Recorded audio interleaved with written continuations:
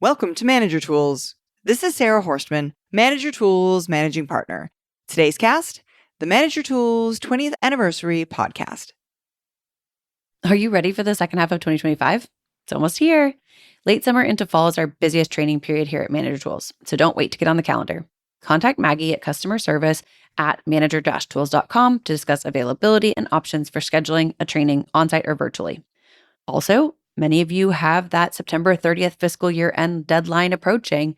Don't forget about us. We're here to support you. I'm going to start recording the Zoom call. And for those of us that are recording audio, we're starting recording now as well.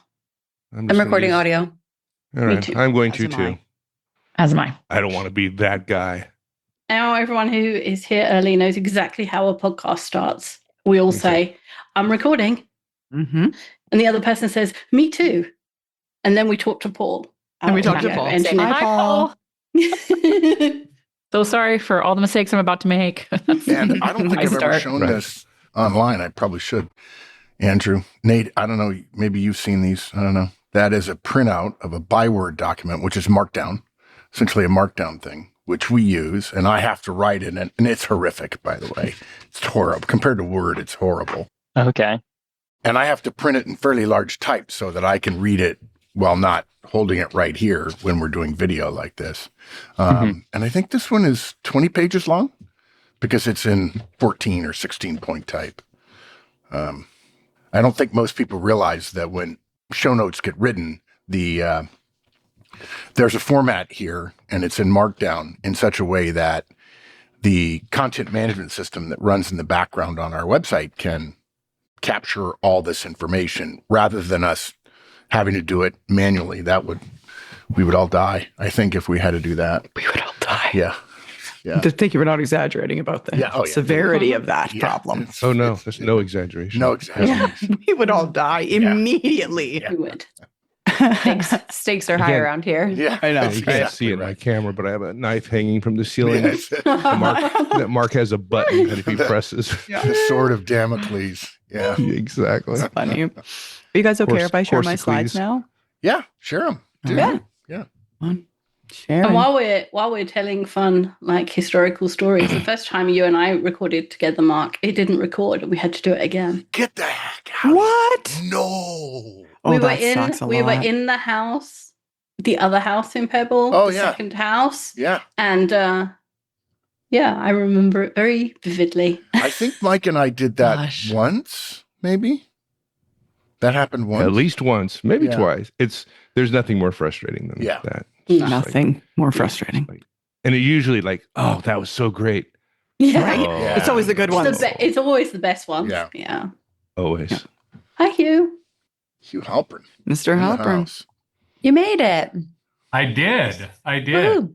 Thank you, guys. This is, No problem. Hugh Halpern, the owner of the finest office of any person in the Manager Tools community. You know, I was in it in person, and it's even more beautiful in person.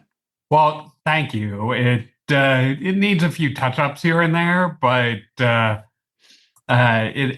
is not the office I would design if I were designing it myself. But I'm glad to be a tenant for. Oh, okay. Yeah.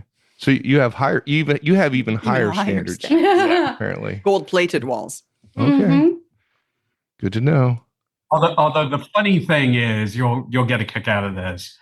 It's only taken me 5 years to realize I have to redo my conference room because not all of my executives can actually fit at the table we have in there.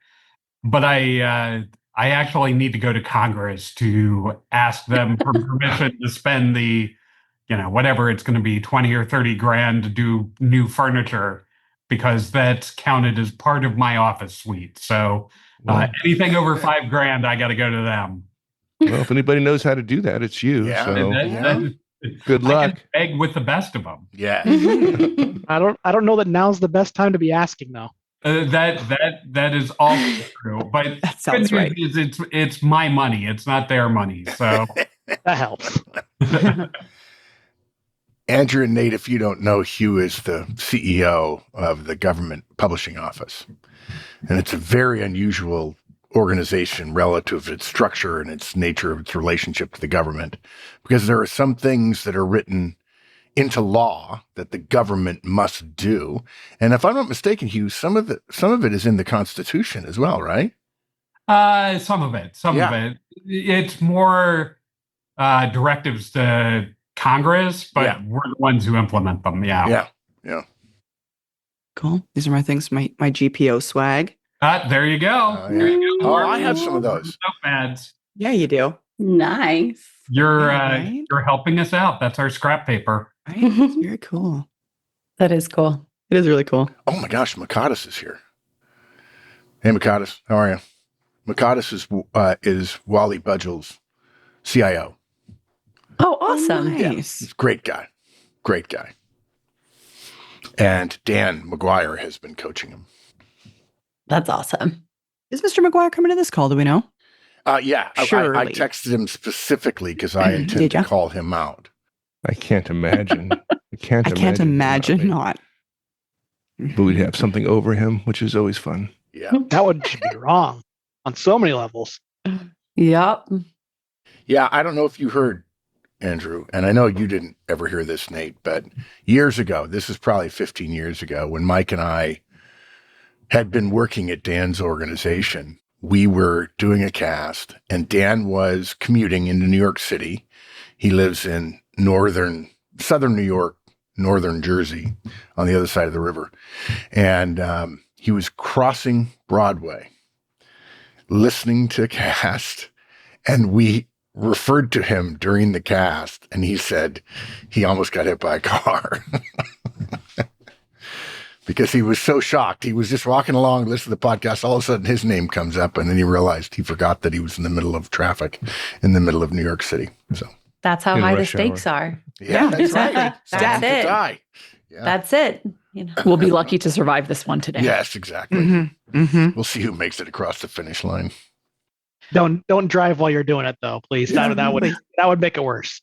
Would make it worse. Mm-hmm. For sure. Yeah, I don't think we've ever recorded a podcast while we were driving. That's one thing we haven't done. Although the closest I've ever come is actually trying to do a one-on-one and taking notes while I was driving, and I ended up in the ditch. That sounds right. That was in northern Texas. Very bad idea. Yeah, don't do that. Who was the deputy? No, who was the deputy OIG at Interior, Maggie? Hardgrove, Steve Hardgrove. Steve Hardgrove. Steve. He used to drive home every night, and he had 5 directs, and one night a week he would call his directs while he was driving home, and chat with them. And it happened once a week, so he called that his one-on-one. And so we were in training. He called us to train all these managers at DOI, at the OIG office. And he said, I'm already doing one-on-ones, so I'm good. And this was after about 45 minutes of the session where people knew what one-on-ones were and so on. And then there were 30 people in the room, and all 5 of the people who reported him said, "No, you're not." And he said, "Sure I am. It's once a week. It's the same time, when I'm driving home." He says, "Yes, but you go home later than we do. So we have to wait around, and we don't know if you're going to call. Sometimes you don't. And the one-on-one is as long as it takes for whenever it starts for you to get home. And we will be in the middle of a long explanation. You'll say, sorry, I got to go. I'm home."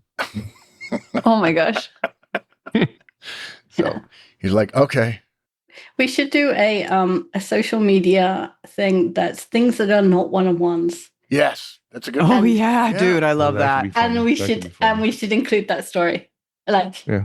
things That that is are one-on-one. not one-on-ones. Hey, can you talk? Yeah. Yeah, go talk to all my former MCI directs and just put That's those. right. Just put those in there. Yeah. Speaking of not, there was it HBR? No, sorry, Wall Street Journal article last week or early this week. It's already Thursday. And the article was why managers should give feedback only in the morning. Oh, for God's And they sake. had all kinds of data about cognitive cycles and how people get defensive later in the day because they're tired. And then, of course, they used a bunch of examples of feedback that were just crap. sit down with them, have a conversation, a dialogue about what they did and why they did it. Because really, you should be giving feedback only in the morning. I was tempted to write to her and say, you should talk to the NFL because they're really good and they give feedback all day and in the middle of the night too. So, Well, I think they presupposed it's just negative feedback too, because of Yeah. course they did. nobody Everybody wants does. something positive in the afternoon either. No. Oh no, No. not at the No. end of the day Hate that. before going home. Yeah, Hate exactly. that. They don't want positive feedback. They only want negative. And what you should do is when you have work for somebody, you're super busy, so you can't really get it to them. You can't delegate. You can't talk to them. Wait until the end of the day and then give them a big work package. Everyone likes that. Mhm. On Friday. Totally. Yeah, on Friday. Yeah. On Friday. Yeah, otherwise, best what would I day. do on the weekend? Be boring. Yeah. Yeah. Hey, Tim Ottersberg. Welcome. Hey, Welcome. Tim. Thanks. How you doing? Good. How are you? Doing well, thanks. It's good. Long time no see. Yeah. When is the vacation coming up, Tim? I leave a week from tomorrow. A week from tomorrow. Yeah. Yes. Us too. Oh yeah, Yeah. Oh, Hawaii. yeah. Yeah. it's Yeah. funny. Tim, Last year on the 4th of July, I was flying back from Hawaii. This Oh. year on the 4th of July, we're going to Germany and Switzerland. Yeah. Oh, See, nice. Mark. So it's way better than Hawaii. Way better. So there's that. Yeah, Oh. way better. Just different, just the opposite direction. It's fine. Just the opposite direction and cooler. You're right, Tim. John Nuttall is here. Hey guys. Can you Hey, hear me? John. Hey. Yeah, we can hear you good, Yeah. dude. John, where are you? 400 North. I was trying to sneak out of the office so I could get home in time for this, and I failed. Yeah. With the sneaking or the getting home in time? Was it the traffic or the sneaking that went wrong? It was the 15 people the 15 people I encountered on the way from my desk to the door. Mm-hmm. That sounds Mhm. right. That sounds right. Mm-hmm. You're one of those guys, huh? Oh yeah, Mike. You remember at the EEC in February? Yeah, I know, John. Late in the day, he got up to talk about something, and I was like, "Oh no, this is Oh, gonna no. take a while." I'm gonna Story time with John. blow my agenda, and I sent him 3 or 4 signals. I did this, I did this, I did this. Nothing, zero, nada, No. no. I mean, the stuff he was talking about was great, but like, High eyes. You ever go to coffee with a high eye? Like you walk in with him, you sit down for 5 minutes. He goes, "Oh, that's John over there. Hold on a second. Let me go say hello to him." And then 45 minutes later, he or she will come back to your table. It's great. Oh, I enjoyed the coffee. Thank you. Gotta go. Gotta go. What's worse is after you're educated by manager tools, you know you're going to do it and you can't stop it. You still do it anyway. Oh, we got to talk, dude. That's a different problem altogether. and there, per my request, is Eldon Schaefer on his iPhone. Hi, Eldon. Probably Hey, wow. Eldon. On the side of the road somewhere, or Well, no, I'm actually, believe it or not, at a festival in Milwaukee. oh, There's yeah, well, there's a little bit of a team building event. I had to find somewhere where it was a little bit quiet. So You Nice sound to great, see you. dude. You sound you great. sound really good. There's Yeah. no background noise. awesome, Mhm. awesome. Thought you might be out on a run or something. Yeah, No, Normal thing. that's just how I listen to manager tools. yeah. That's still weird. I just have Mike and Mark in my ear, although they're not Mike and Mark in my ear anymore, right? Yeah, that's right. Hey, Eldon, we have another client, Wally Budgel, and he's the CEO of a PE-funded electrical contracting roll-up situation. And Wally and his wife take a walk at like 4:30, 5 o'clock in the morning around their golf course. He lives in Jacksonville, Florida, every morning. And it takes them a total of about an hour, maybe an hour and a half to walk the 5 miles or whatever it is. And he listens with executive tools in one ear, and his wife listens in the other. Nice. Yeah. Wow. Yeah. That's love. That is That love. is love Thank right you. there. How That is the romantic. definition of love. I recommend that to all my Yeah, friends. and she happened to be 6 months ago at a management meeting where I first met the team. She was there because they were doing a turn, and because there was legal documents assigned associated with the management changeover. She was sitting in the front row with Wally, and when I was teaching feedback, and I taught feedback, and I was going to do an example of what the feedback model is like. And as it happened, she was sitting on the side where you would get negative feedback from me, and I was having somebody time me. And I realized it, and so I was explaining to everything, and I looked right at her, and looked at Wally, looked back, and said, I'm not giving you negative feedback. You're the wife and the CEO. I'm just not doing it. There's Susan Sons. Susan, how are you? Hey, I'm good. How about you? Good, thank you. And Dave, How's the new what are you doing? business going, Susan? Good. It's been invigorating and busy and maddening and all the things that a new business is. Perfect. I love it. Awesome. Love that. No, Shuggy. How are you all doing? Good. How are you? I just got a text from Teresa McDaniel, Wally's admin. Can you allow the town center boardroom into the podcast, please? Oh, Mark, I'm going to try sending her a different link. Yeah. Okay. Good. Shuggy, remind me where you are. I'm in Derby in the UK, but I'm from Inverness up in the Highlands of Scotland. Yes. So- You do not sound like you're from Derby.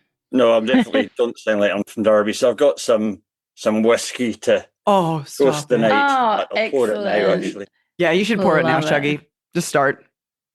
But I went to one of the London conferences probably about 14 years ago.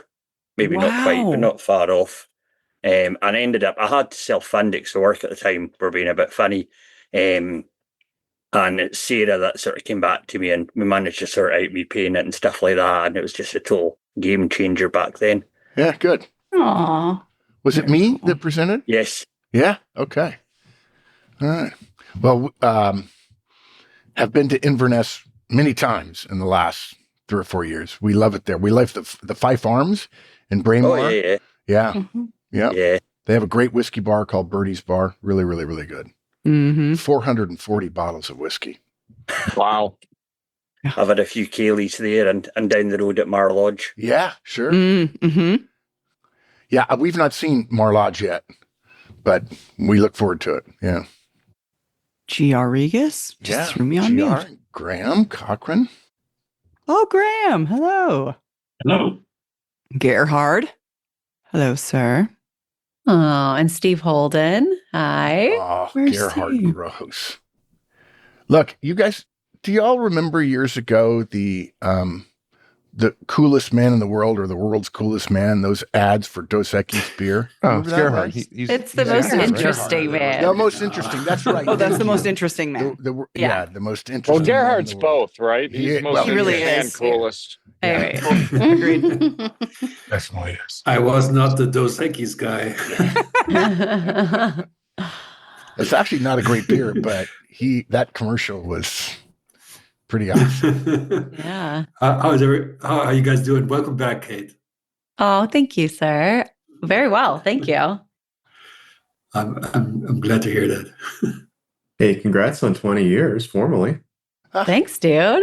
You got Francesco. Steve Holden, Francesco Vidana. Seems like yesterday, guys. It does. I am. Hey, good afternoon. How are you? Good to hear you, man.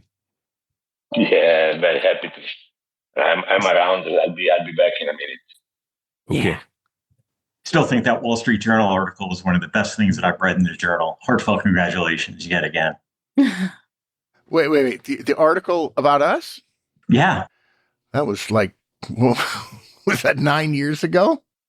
And I still remember it fondly, the joy of finding it. Yeah. Yeah. Oh, is that what turned you on to us?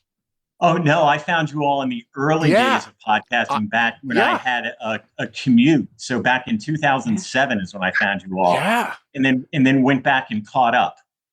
Yeah, we got like 2 people from that article. It was great. At least 2. I know 4. It was like 4? Was it 4? Okay. It was 4. Sorry. Yeah, we thought, oh, this is going to be great. Right. Game changer. Game changer. Yeah. The book Hey, too. the smartest horseman is here now. Oh. Walt's just joined. Oh, Walt joined. Not Walt. Oh. Walt's not the smartest horseman. His daughter, one of his daughters is. Okay. Oh, that's true. The smartest horseman of his generation. Yeah. His generation. Definitely. Good try. When When Kay told me that she was going back to school for a law degree, I said, "Where are you going to go?" And she goes, "I think Harvard. I've already been." Yeah. Logical. Just yeah. Like, so, I mean, yeah, she's so casual. Like, I think Harvard. I've already been. Yeah, at the time, Like, she was working at Kirkland Ellis as a medical expert, testifying on patent stuff for medical and pharmaceutical stuff. And they said, "You're topped out." And she said, "Well, maybe I could become a lawyer." And she said, "Yeah, that's great, but you'll have to go to Harvard. We only hire from Harvard." And she said, "Okay." Okay. If I have to. Yeah. It's like no big deal. She's pretty smart. Oh, yeah, she's pretty smart. Andy, hi. Hi, Andy. How are things going? Good. Congratulations. 20th anniversary. Couldn't miss it. Yeah, we're here. So glad you're here. There's Terry Caputo, Brian Castile. Oh, hello. Dave Whitlock. And Glenn. I see an Adam H. Could that be my brother? Oh. No. It is your brother. It Look is. at him. It is amazing. I got him. Look at you. Well, that's a brother right there. 20 Yeah. years. 20 years. What's up, dude? Walt's here too. Where's Hugh? All right. He was busy with 100 of his closest friends. He's probably very busy. Inside joke. Yeah. Ian Haas. Forrest is here. Glenn Newby. Oh my God. Harlan Lane. Houseman is Harlan, here. I haven't seen you in years. Harlan, how are you? I'm good. Congratulations. Thank you. Thomas Cox. Oh my gosh. All these people. Hey, Like old home week. Woohoo. it's time. 1 minute warning. No, it's time. Sarah?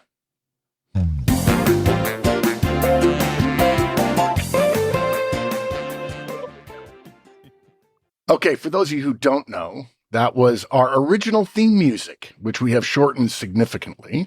And we thought some of you who have been here since the beginning would appreciate hearing that little blast from the past. For those of you who don't know me, I'm Mark Horstman, one of the co-founders of Manager Tools. Welcome to the Manager Tools 20th anniversary live podcast. For those of you who are wondering, this is our second live podcast ever. It is lost to history, but 15 years ago, Mike and I did a live podcast recording in front of an audience in Silicon Valley. But this is the first one we've done on Zoom with 100 or more attendees. So thank you for coming. The questions that are going to be answered today are, what is the high-level history of Manager Tools? How did Manager Tools get started?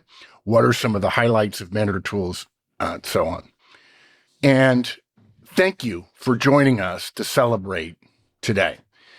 We have a three-part outline today. We're going to start with a letter to the Manager Tools community on the occasion of our 20th anniversary. Then we're going to go through historical highlights, and our two managing partners, Kate Braun and Sarah Horstman, and the two co-founders, Mike and I, will be sharing the billing and taking you through a high-level history. And then we will get to audience Q&A. Eldon, I know you have to go, and so I've told Sarah that if we get close to 12:30 and I haven't gotten to your name yet, we will make sure to call it out. I also promised a longtime friend of the firm, Jose Ramon Gonzalez, who could not make it, who is outside of Mexico City, that I would mention his name because he's the guy that built the Manager Tools Wikipedia site. It probably needs some updating if any of you wanted to update it. But he's one of the very few people in our community who has been gifted a lifetime license to Manager Tools. So thank you, Jose. So first item on the agenda, a letter to the Manager Tools community on the occasion of our 20th anniversary. Thank you. All of our success is because of you. You listened. You implemented. You prospered. You subscribed. You told your friends. You came to our conferences. You hired us to train your people. You became our marketing department. We would not have made it to our 20th anniversary without you, your support, your loyalty, and for us, in a beautiful surprise, your friendships along the way. When we started Manager Tools, all we wanted to do was serve managers. Mike and I had years of experiencing bad managers. We were frustrated with not being able to find, as you well know, actionable, specific behavioral guidance about how to manage people. Serving managers was not something anyone else was doing. The money is in companies, in big contracts which satisfy organizations, but which leave managers wanting, as I'm sure many of you have experienced. We decided that we would serve managers, even though it wasn't in our economic interest. We did it because we thought, in a very old-fashioned way, that it was the right thing to do. We set out to do the right thing rather than to do what everyone else was doing. We believe that human organizations are the greatest invention of humankind, and they exist to serve society, and the managers that make that happen are vastly underserved and underappreciated. We wanted to make the world a better place by making the people and the managers of our world more productive, more ethical, and more successful. None of these things we set out to do look good on a balance sheet or on a P&L statement. There's no accounting line item for a mission of service or ethical behavior or kindness or giving away free things during COVID or during mass layoff situations. And frankly, everyone who works at Manager Tools essentially took what amounted to a relative vow of poverty compared to what they could do elsewhere with their talents. We have done it all for you. And with your support, you had made it possible for us to serve you and your teams and your organizations and your families and your communities for 20 years. We believe in you, and we are glad and humbled that you believe in us. Thank you. Signed, Humbly Frosty, the Manager Tools team. Okay, that's the letter. Now we get to historical highlights. I'm going to start and give you a quick rundown of all the Manager Tools staff who are here with us today. There's Mike and I. There's Maggie Hessel, who joined us in 2008. There's Wendy Lord, who joined in 2009. Sarah Horstman joined in 2014. Kate Braun joined in 2015. Alex Ozan joined in 2018. Amanda Chase joined in 2022. And our newest employee, Nate McCloskey, joined in 2024. A couple of our folks, Katie Braun and Cassie Smith, happen to be on vacation at this time. Mike, I'll turn it over to you. So we'll start with a little prehistory. So Mark and I met each other at West Point. We knew each other, but not super well. We weren't like friends. We ran into each other in classes, that kind of stuff. But then we ended up in the same organization in our first unit at Hawaii. And we had this just remarkable experience about leadership and Colonel Texera. We couldn't talk about the history of Managers Tools without mentioning Colonel Texera. And then we formed a friendship, and then we spent the next decades talking about management and leadership and how do we replicate that success in our organizations at the time. And then fast forward, while we're having these kind of ongoing conversations, I'm at MCI. Mark had a consulting firm. I did not know that. I had an issue in my organization after kind of taking over this large organization and not having the success I wanted, and I needed help. So I called Mark. Turns out he had just started his management leadership organization. I said, I don't know what you do. I don't know how you do it, but I need you to come and help me. And to great effect. I had people crying in my office about how effective it was. And matter of fact, we call it the Horstman effect. And that's when things really started. Yeah, so Mike and I continued the ongoing conversation about what are we going to do and so on, as I was building my consulting firm and he was climbing the ranks at MCI. And we talked a lot about how to do it. We kind of stumbled around a little bit and we really didn't get any traction. The breakthrough for Manager Tools happened, it was Mike again, when at Christmas in 2004, he was gifted with an iPod and he discovered podcasts while fussing around with the iPod. And he called me right after and said, I figured out what we're going to do. We're going to start a podcast. And I literally said, great, what's a podcast? I literally had no idea. I thought I had all the music I needed to in the world through the radio of my car, and that was fine. Here's the plan. Yeah. And then Mike created a 6-month project plan, which I never read. And I said, no. This is in January now, 2005. And I said, we're going to go down to Best Buy and we're going to buy a microphone, a USB microphone. We're going to stick it in the side of your laptop and we're going to talk into it and see whether or not we actually can do what amounts to a podcast. And we did. And we listened to it and we just talked to each other for about 25 minutes. He asked me questions about management and it worked. It didn't sound horrible. So we thought it was useful. We said, okay, we're going to do this. Now, that recording, folks, still exists, and Mike refuses to release it. So feel free to. You'll never hear it. Feel free to We could have released it for the 20th anniversary. Yeah, we should have done it. We should have. Yeah, we should have. If Mike won't release it, maybe some of you who know him well can ask him why he won't release it. Yeah. Ask Kate. She'll tell you. Yes. Yes, exactly right. Yeah, good. All right, Mike, back No to you. comment. So we're sitting at the table. Mark sketches out this logo that essentially is today. It exists today in some way. It's transformed, but it kind of looked like a blueprint, manager tools blueprint. And so we talked about, at the time we talked about building digital tools to help managers. So let's do it.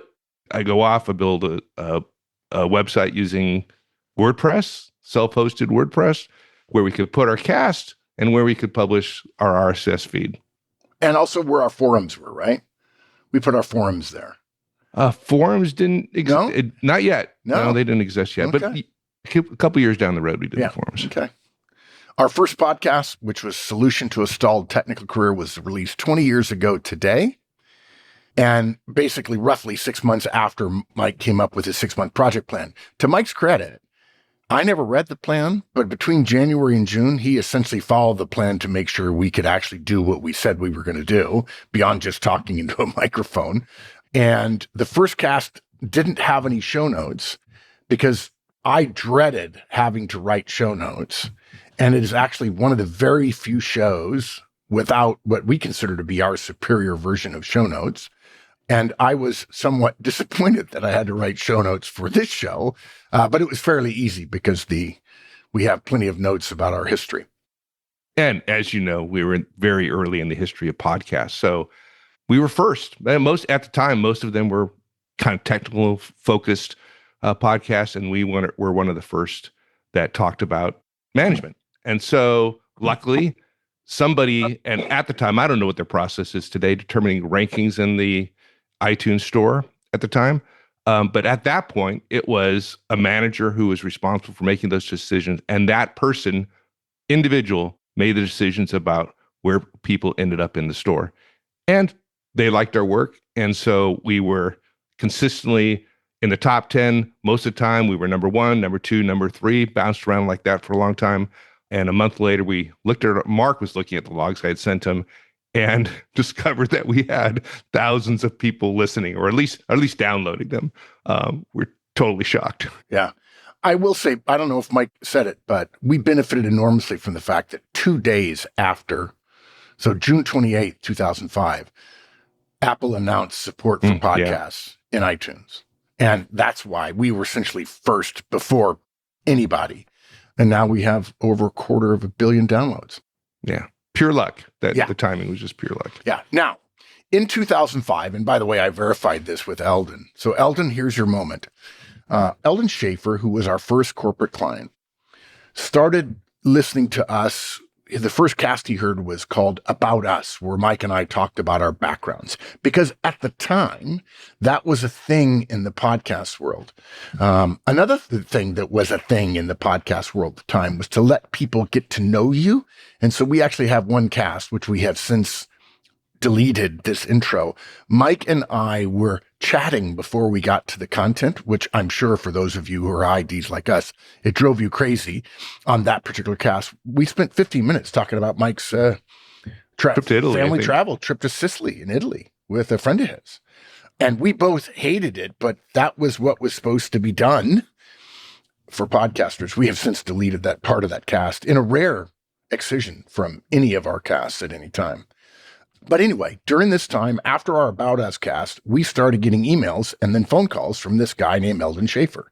You got to come help me. You got to come help me. Well, if you don't know, I had already done that at my previous company. I was tired of traveling. We thought podcasts were a great way for people to learn and listen and learn on their own and implement. Maybe we'd answer emails or whatever. Again, not thinking about economics. And Eldon simply wouldn't take no for an answer. Several emails, several phone calls. I kept saying no. Finally, he said the magic words, well, look, just come up and meet my team. That's all I'm asking. And interestingly, the only time I have ever broken my rule of do not travel on an airplane the week of Christmas was 2005 when I went to Mukwonago, Wisconsin, and met his team. And as he well knew, I would like them. They're incredible people. I'm still in touch with some of them. One of his people that reported to him is now his boss at Technoplex. And it was weird that our first revenue, I should have known better, but our first revenue ever at Manager Tools came from a company. That's how powerful the company's paying for consulting and training services was. And I spent more than a year traveling back and forth to Eldon's production facility once a month for 2 to 3 days at a time. So Eldon, thank you for being persistent and for being one of the most high energy and friendly, persuasive executives I've ever worked with. And to give you an idea how cool Eldon is, if you can see him, he's got a lovely blue sky in the background. He is at a festival at a team building event, and he agreed to spend a few minutes with us. So, Eldon, thank you, my friend. You have been with us since the very beginning. Now, it's particularly important, this Eldon story, because as stupid as it was, when we launched Manager Tools, we had no economic model, none. We didn't think about how we were going to make money. We just knew that if we helped enough managers and get better, we just thought that helping people would result in some kind of economic reward at some point in time. Now, I don't recommend folks that you go start you don't go, Sarah, hopefully you're not doing that. That's not a great way to start a company. But that was so Eldon was the one who proved, oh, you could actually make money at this. Yeah. For some of you, you may not know this if you didn't start listening in the very beginning. In the very beginning, we were putting out 5 podcasts every month. Of course, now we're putting out 10, right? 4 career tools, 4 manager tools, 2 executive tools, right? Mm-hmm. Yeah, 10. We did 3 manager tools casts in 3 successive weeks. And then we had 1 career tools cast, even though career tools didn't exist until 2009 when we hired Wendy to basically start it because of the 2008 crash. Wendy had been my assistant part-time, and then she became full-time when she and started writing career tools. And that was maybe my favorite delegation of all time, because I said to her, okay, you're going to start writing career tools. And she said, no, I'm not. And I guess I channeled Eldon Schaefer because she agreed to it and been doing it for 18 years now. Yeah, so we did 3 manager tools casts. And then we did what we didn't really call career tools. We just did a career cast because people had started writing in asking for career guidance. And I realized that we had plenty of career guidance, partially from my previous company and also from my time as a recruiter. And then we also did 1 bonus cast. And somebody raised their hand if you know why we did that 5th cast. It was a bonus cast. Does anybody remember? Is anybody on who remembers? Ben Haas remembers. Come on, Holden. Ben? Come on, Steve Holden? Wasn't it for members only? Yes, but what did you have to do to become a member? It was pre-licensed, right? But it was a license. Yeah. So what you had to do was give us your email address, because Mike and I suddenly discovered that we had no contact with our audience. And this has been a recurring theme for the last 20 years. And don't take this the wrong way, but people think they know us, and we have never met them and never heard their voice and don't know who they are. And they come up to us and say, well, I'm a big fan. Like the guy who came to my house once in Fredericksburg, Texas. So we had a bonus cast that was only available to people who gave us their email address by creating an account. And we needed emails in order to create economic relationships. Yeah. Brilliant movie. Yeah, that's what we did. We said, well, in fact, Mike said, are you okay with writing an extra cast so we can get, email addresses so we can maybe sell something? I said, yeah, it'd be good for us. I'm with you. We need to sell something. So I wrote a cast. Well, and then we had to figure out what to sell. At one point, I went to Mark and I said, "Hey, dude, we need more revenue." So he goes to me, he goes, "Well, let's do a public." Now, I'm not a public speaker. The idea that the first thing out of somebody's mouth would, "Yeah, we'll just do a public conference. We'll invite people. We'll charge $1,000 and we'll make money," was just mind-boggling to me. And so I told him, "Can we do that?" And he goes, "Yeah." Yeah, we got a few hundred people listening. We'll just do a public event. We'll advertise it on the podcast. And in about literally 2 minutes, he wrote the agenda that is now essentially the Effective Manager Conference. Yeah. And we did it. Yeah. It's just amazing to me.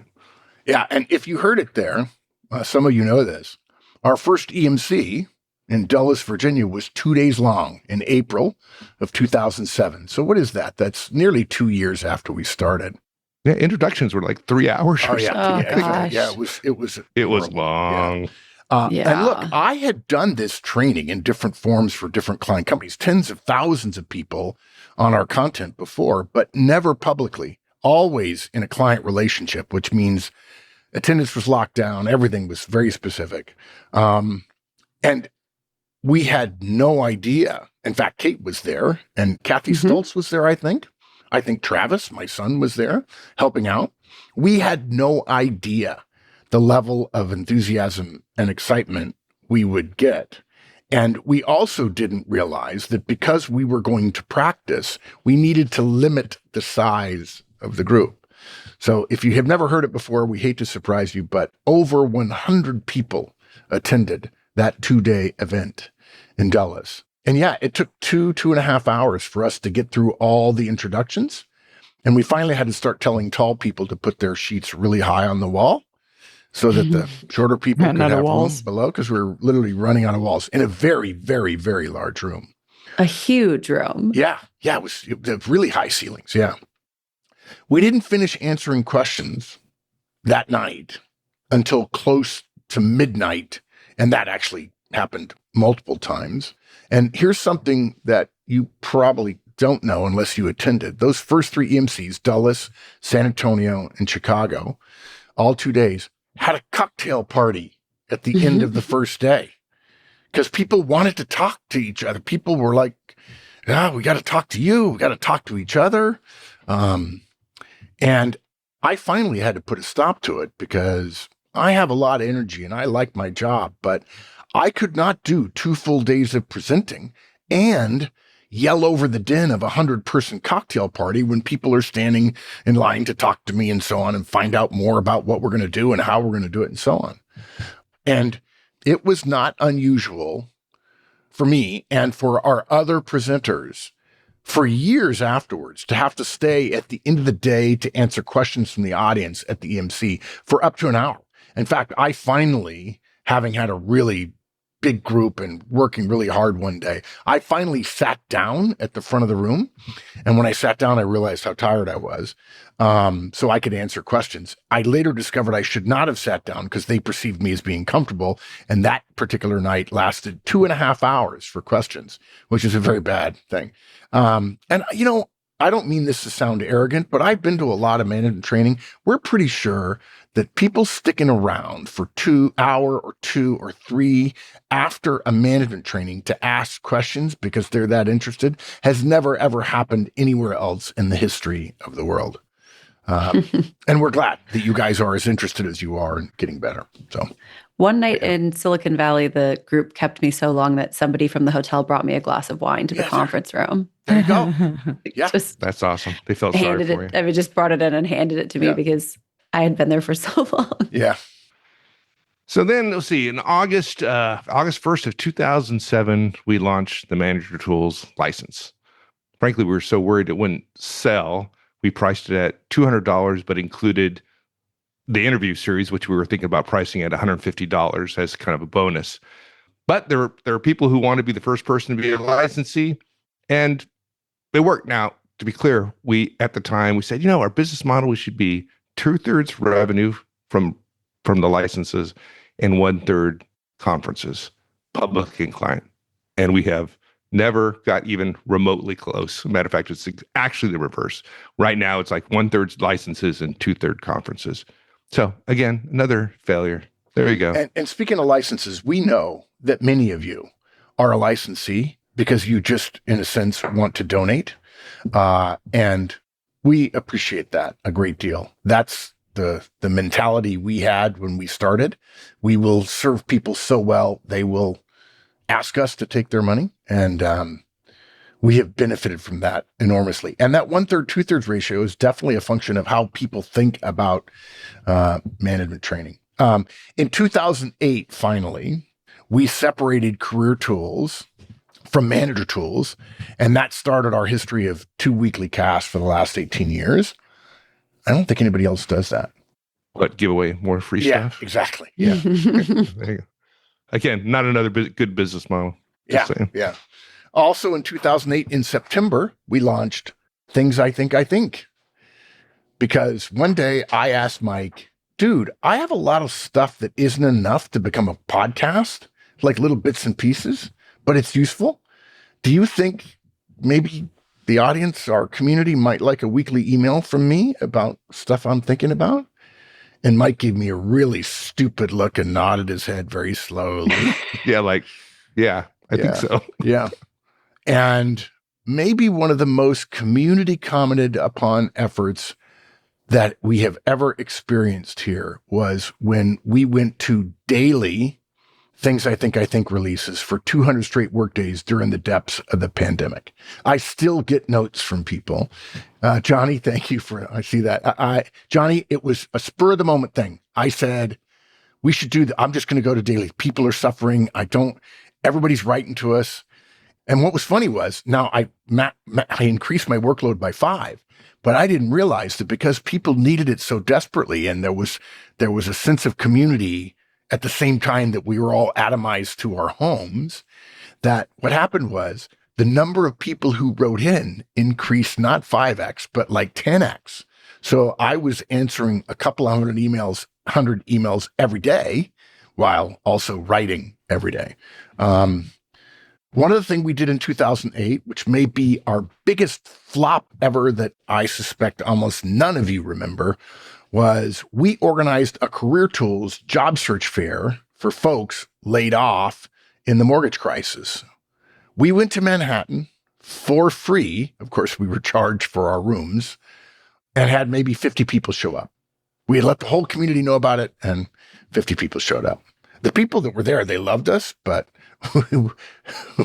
we did not make much of a difference. And I don't recall anyone signing up to get a license or buying anything from us. And so big flop. Yeah, we found out that hotel rooms in New York City are very expensive. Very expensive. Expensive. Manhattan's the most expensive of the expensive places. That's great. Yeah. Yeah, you're absolutely right. Which takes us then to 2010. 2010 is when we added the Effective Communicator Conference, teaching the lesson that communication is what the listener does. A couple of years after that, we added then our Effective Hiring Manager Conference. And somewhere in those years, we did the Daily Manager.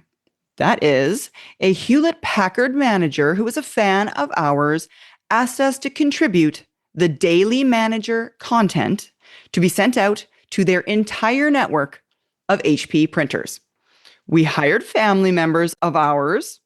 Some of the family members have their parents on this call right now, potentially. And they had us turn all of our content into these one-pagers, Daily Managers, so that we could have them shared with HP. HP wanted to sell toner. We wanted to spread the word. Unfortunately, HP printer owners didn't want to get what amounted to printer spam. Surely this is the first time that printer spam ever existed but it did, and left Manager Tools fielding many customer service complaints from people who were not even Manager Tools customers, asking us to get rid of the printer spam we'd created for them. Why do I keep getting this? Please make it end. Yeah, unbelievable. Please make it end. Yeah, super fun. In early 2016, the Effective Manager book was released to great happiness in the community.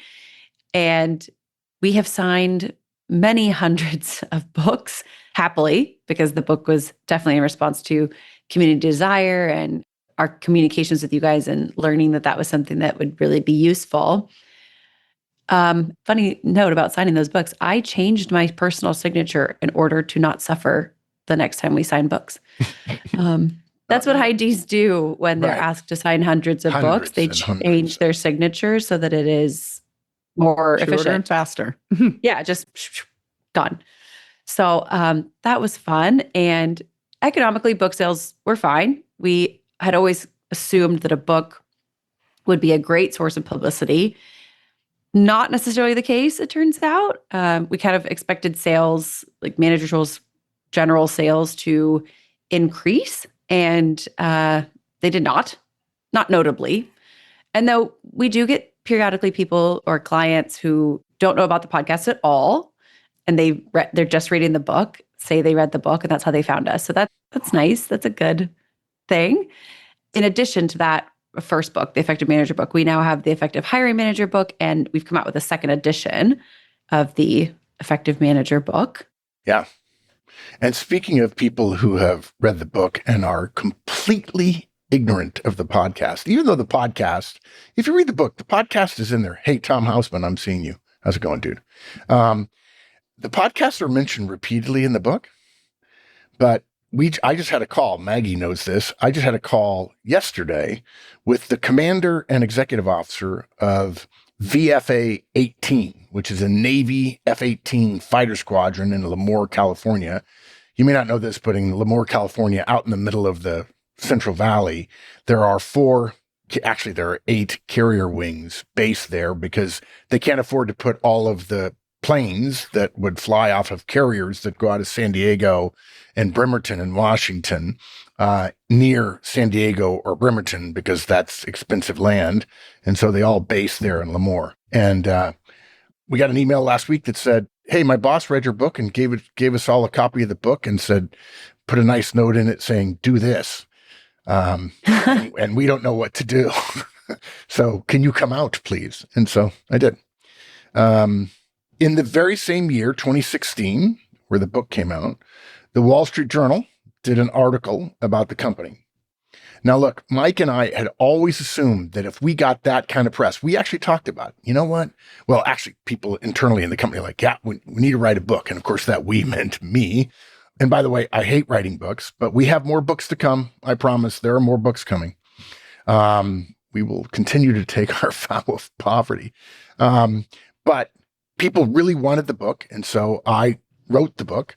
But the Wall Street Journal calls, and Mike and I were like, yes, the book and the Wall Street Journal article. If we got not an ad, not we place an ad, but the Wall Street Journal wrote about our impact on communities, on the business world, that would make a difference. People would read it and go, yeah, we'd get listeners. Yeah, we're golden. Fortune 50, here we come. We got a little bump, and then it's right back to normal. I will tell you this, we were delighted to have a photo in the journal taken in the tap room of Pebble Beach, which is my favorite bar in the world. But business benefit was muted at best, I would say. Yeah. Well, then in October of 2017, we launched Roadmap, which was available both in the mobile app and on the website. And the purpose was to provide detailed guidance and tracking of the Manager Tools Trinity to help folks in the implementation of what we believe to be core management principles. We had high hopes. Alas, adoption was not as wide as we anticipated. And as many of you know, we're in the process of decommissioning that feature here shortly. So again, constant learning. You think you have an idea, you think it's going to work, you think it's going to be just what people want, and your customers come back and tell you, no, not really. So there you go.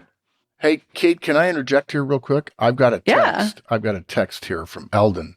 He says, "Hey, thanks for the kind words. I wish I could have spoken. There was some background noise when you talked about Mukwonago. I am super grateful for the experience and the partnership with you and Manager Tools, the most insightful and actionable instruction and guidance on management. I have taken it to every leadership team I have led." He's hired us to do that, and we have gone, including here at Techniplex, and have now introduced it to all of my kids who are reading your book as I type this text. Weird. Thank you, my friend, from the bottom of my heart. I would not be in my role today without you and Mike's guidance. Becoming a CEO was always a goal of mine, and you guys helped make it a reality. Sweet. Awesome. Nice. You can't see the chat, dude. If you can see the chat, there's a bunch of love there. Oh, good. Yeah. I'm glad. Yeah. That brings us to 2020, in which we were faced, like the rest of the world, with COVID. It was a dangerous situation for us, as public and client conferences represent the majority of our revenue, despite our best efforts to turn that over. Luckily, we had plenty of cash on hand, and we pivoted almost overnight to virtual conferences, which during that time almost completely replaced our in-person work, and which we continue. So we still have virtual conferences. We didn't for so long, and now it's a huge part of what we do and how we reach people. And the beginning of that transition was taking all of our existing conference types, effective manager, effective communicator, effective hiring manager, and turning those from the in-person agenda and day and into a virtual agenda over the course of multiple sessions. And 2020 also brought with it the creation of the effective remote manager to deal with Zoom and Teams and hybrid workspaces.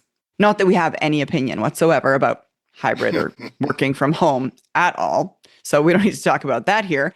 But during the pandemic, again, Mark mentioned on nothing more than a whim and a belief that people needed more support, Mark started sending out things I think for 200 straight days, which, to be perfectly honest, was probably the most beloved move ever in the history of Manager Tools. So many letters. Mark's hands still hurt, I'm sure, from typing all the responses and all the things. Yeah, one of our biggest, best moves for sure. Yeah, definitely. And then in 2022, Sarah and Kate ascended to their role as managing partners after about 3 years of succession planning. And Mark and I got to retire. Wonderful. Kate and Sarah immediately told us about all our mistakes and things we needed Still to am. do different. Still are, still doing it. One of them being our podcast being on Spotify and YouTube. And so appropriately so, they put us on Spotify and YouTube. Last year, in 2024, we announced the Effective Executive Conference. It sold out in one day. Turned out to be a big success. We had it in February of this year. And we've already sold out the second one in September. And there are some people on this call that should be considering coming to the one next year in February. Also in 2024, we launched our Manager Tools chatbot with only our content in it for professionals, managers, and users love it. We just released it too as a standalone product that we're trying to, help people like Mike and Mark in your pocket. So you can get Dark Mark in your pocket, maybe. We'd love to see it in a showdown, a Dark Mark showdown with any other management guidance bot, and see that the other bot suggest feedback sandwich and dialogue and interviewing is a two-way street, all kinds of things. But there's a truth-telling bot out there for you if you're looking for it. Yeah, exactly. One that's got a higher level of education. Welcome. Yeah. We also, as Mark mentioned a moment earlier, sold out our Effective Executive Conference in September and are currently taking registrations for February 2026. And in the habit of innovation and constant new product development, we've recently announced the Effective Senior Manager Conference and have completed 2 full deliveries of that to date. One was in the public forum virtually. One was on site with one of our clients in person. And essentially, the conference Effective Senior Manager Conference, that's a mouthful, was created to answer all of those many, many requests over the years for something like EMC 2.0, like manager tools, but like next level manager tools. Like, yes, I understand, but now I need that thing more. And that's what the Effective Senior Manager is. And we encourage you to sign up if you're a manager or director. And folks, as you know, we're just giving you highlights. There's more both in our history, but there's also more in our future. And as I think hopefully you learned, if you didn't already know, from the opening letter we shared, we do it all for you because we want to help managers and professionals be the best they can be. It is a privilege to do what we do, and it is a treat when we hear that we're doing it well for you. Our July virtual Effective Manager Conference starts on the 21st at 1 p.m. Eastern. Sign up online and learn how to be a manager. If you've just gotten promoted, want to brush up on your skills, or want to learn how to be a manager in the future, we can teach you how. And you won't even have to leave your desk. Sign up at manager-tools.com/training. That brings us to the end of the formal part of the show, and it's time for the Q&A. So as the instructions say, in case you're not looking at it, raise your virtual hands to join the queue. We'll call on you. You can unmute yourself to speak and ask any question you like, and you're welcome to direct the question towards anybody if you'd wish. And I will say, I am seeing somebody in the audience, Chad Nuttall. I assume that is somehow a familial relationship to the great John Nuttall. So Chad, welcome. All right, Eugene's hand was up first. He was ready. Okay. Hi, everybody. Eugene Davidoff here, Comcast, NBC Universal, longtime listener, as always. I also wanted to give a shout out to Danny Martin. She was part of the Manager Tools community many, many years ago, and Mark and I have corresponded about some of her podcasts about the Corky story. So if anybody hasn't listened to the Corky story with Danny Martin, it goes back about a dozen plus years. Please do. Mark and everybody, and Mike, thank you for everything you do. You've been instrumental in many careers. So that's all I'm going to say, because I'm sure that a lot of folks want to say other stuff as well. Thank you so much. Thank you, Eugene. Thank you. All right, that takes us to Mike Yoder. Hi, Mike Yoder from BlackRock. Been a longtime listener, and I want to first of all thank you guys very much for that. I feel confident answering young people's questions about what they should do at work because I heard about it on the podcast. I remember the first time I heard it was on a radio, on a road trip across Pennsylvania for some reason. And so my wife, Katrina, was listening as well. And when I got done, I remember thinking to myself, oh, those guys say the same things my wife would say. I think they must be very smart. Yeah. So ever since then, I've been listening. And so I want to thank you a lot. I was also there for your 2008 event in Manhattan. Really appreciated the gang showing up for that. My question is, what's the proper prompt to get the dark mark response on the chatbot? Send me an email and I'll count the number of people who want it and we'll implement that. Be a lot of fun. I would enjoy that, actually. We'll do a little probing test for that. Thanks, Mike, Ozan, and everybody. I really appreciate it. Thank you, sir. Thank you. Can I read something of Diogenes? I think you're next, but before, let me just read something. One of the people on the call is Mohamed Adrago. He's my executive coaching client. He's a CEO of a community health network in Chicago. Maybe one of the finest people I've ever gotten to know in the world of business. A genuinely good person in his heart, with a massive mission. And I look forward to talking to him every week. And he sent a text. Congrats to all of you. What a journey. I discovered MT when I was a director in 2008. I don't even have words to tell you all how helpful it was, how helpful it has been for me when I'm now a CEO and so fortunate to have you as my executive coach. Thank you from the bottom of my heart and continued success to MT. So thank you, Mo. Okay. Diogenes. Thank you. I discovered the podcast on my first iPod back in 2007 or 8, I think, with the Juggling Cohen. And I was a young developer at the time. I was raised in the professional life with comics, sarcastic comics on the company world. You guys helped me so much to change that perspective. I moved from Mexico to Seattle to Houston, and now I live near Boston. And thank you for great part of my professional career. It's because of the podcast and the information that you have shared with us. I actually don't have any questions, guys. Thank you very much. It's been quite a ride, and very grateful because in times of personal need, difficult times, not only during COVID when we got your daily letters, but when things got rough over COVID and during personal projects, I have replied to the emails, and I always get a positive, optimistic, and great advice from you guys. Thank you very much for helping us. You're welcome. Thank you. Raj? Hey, Mike and Mark. Hope everyone's doing well.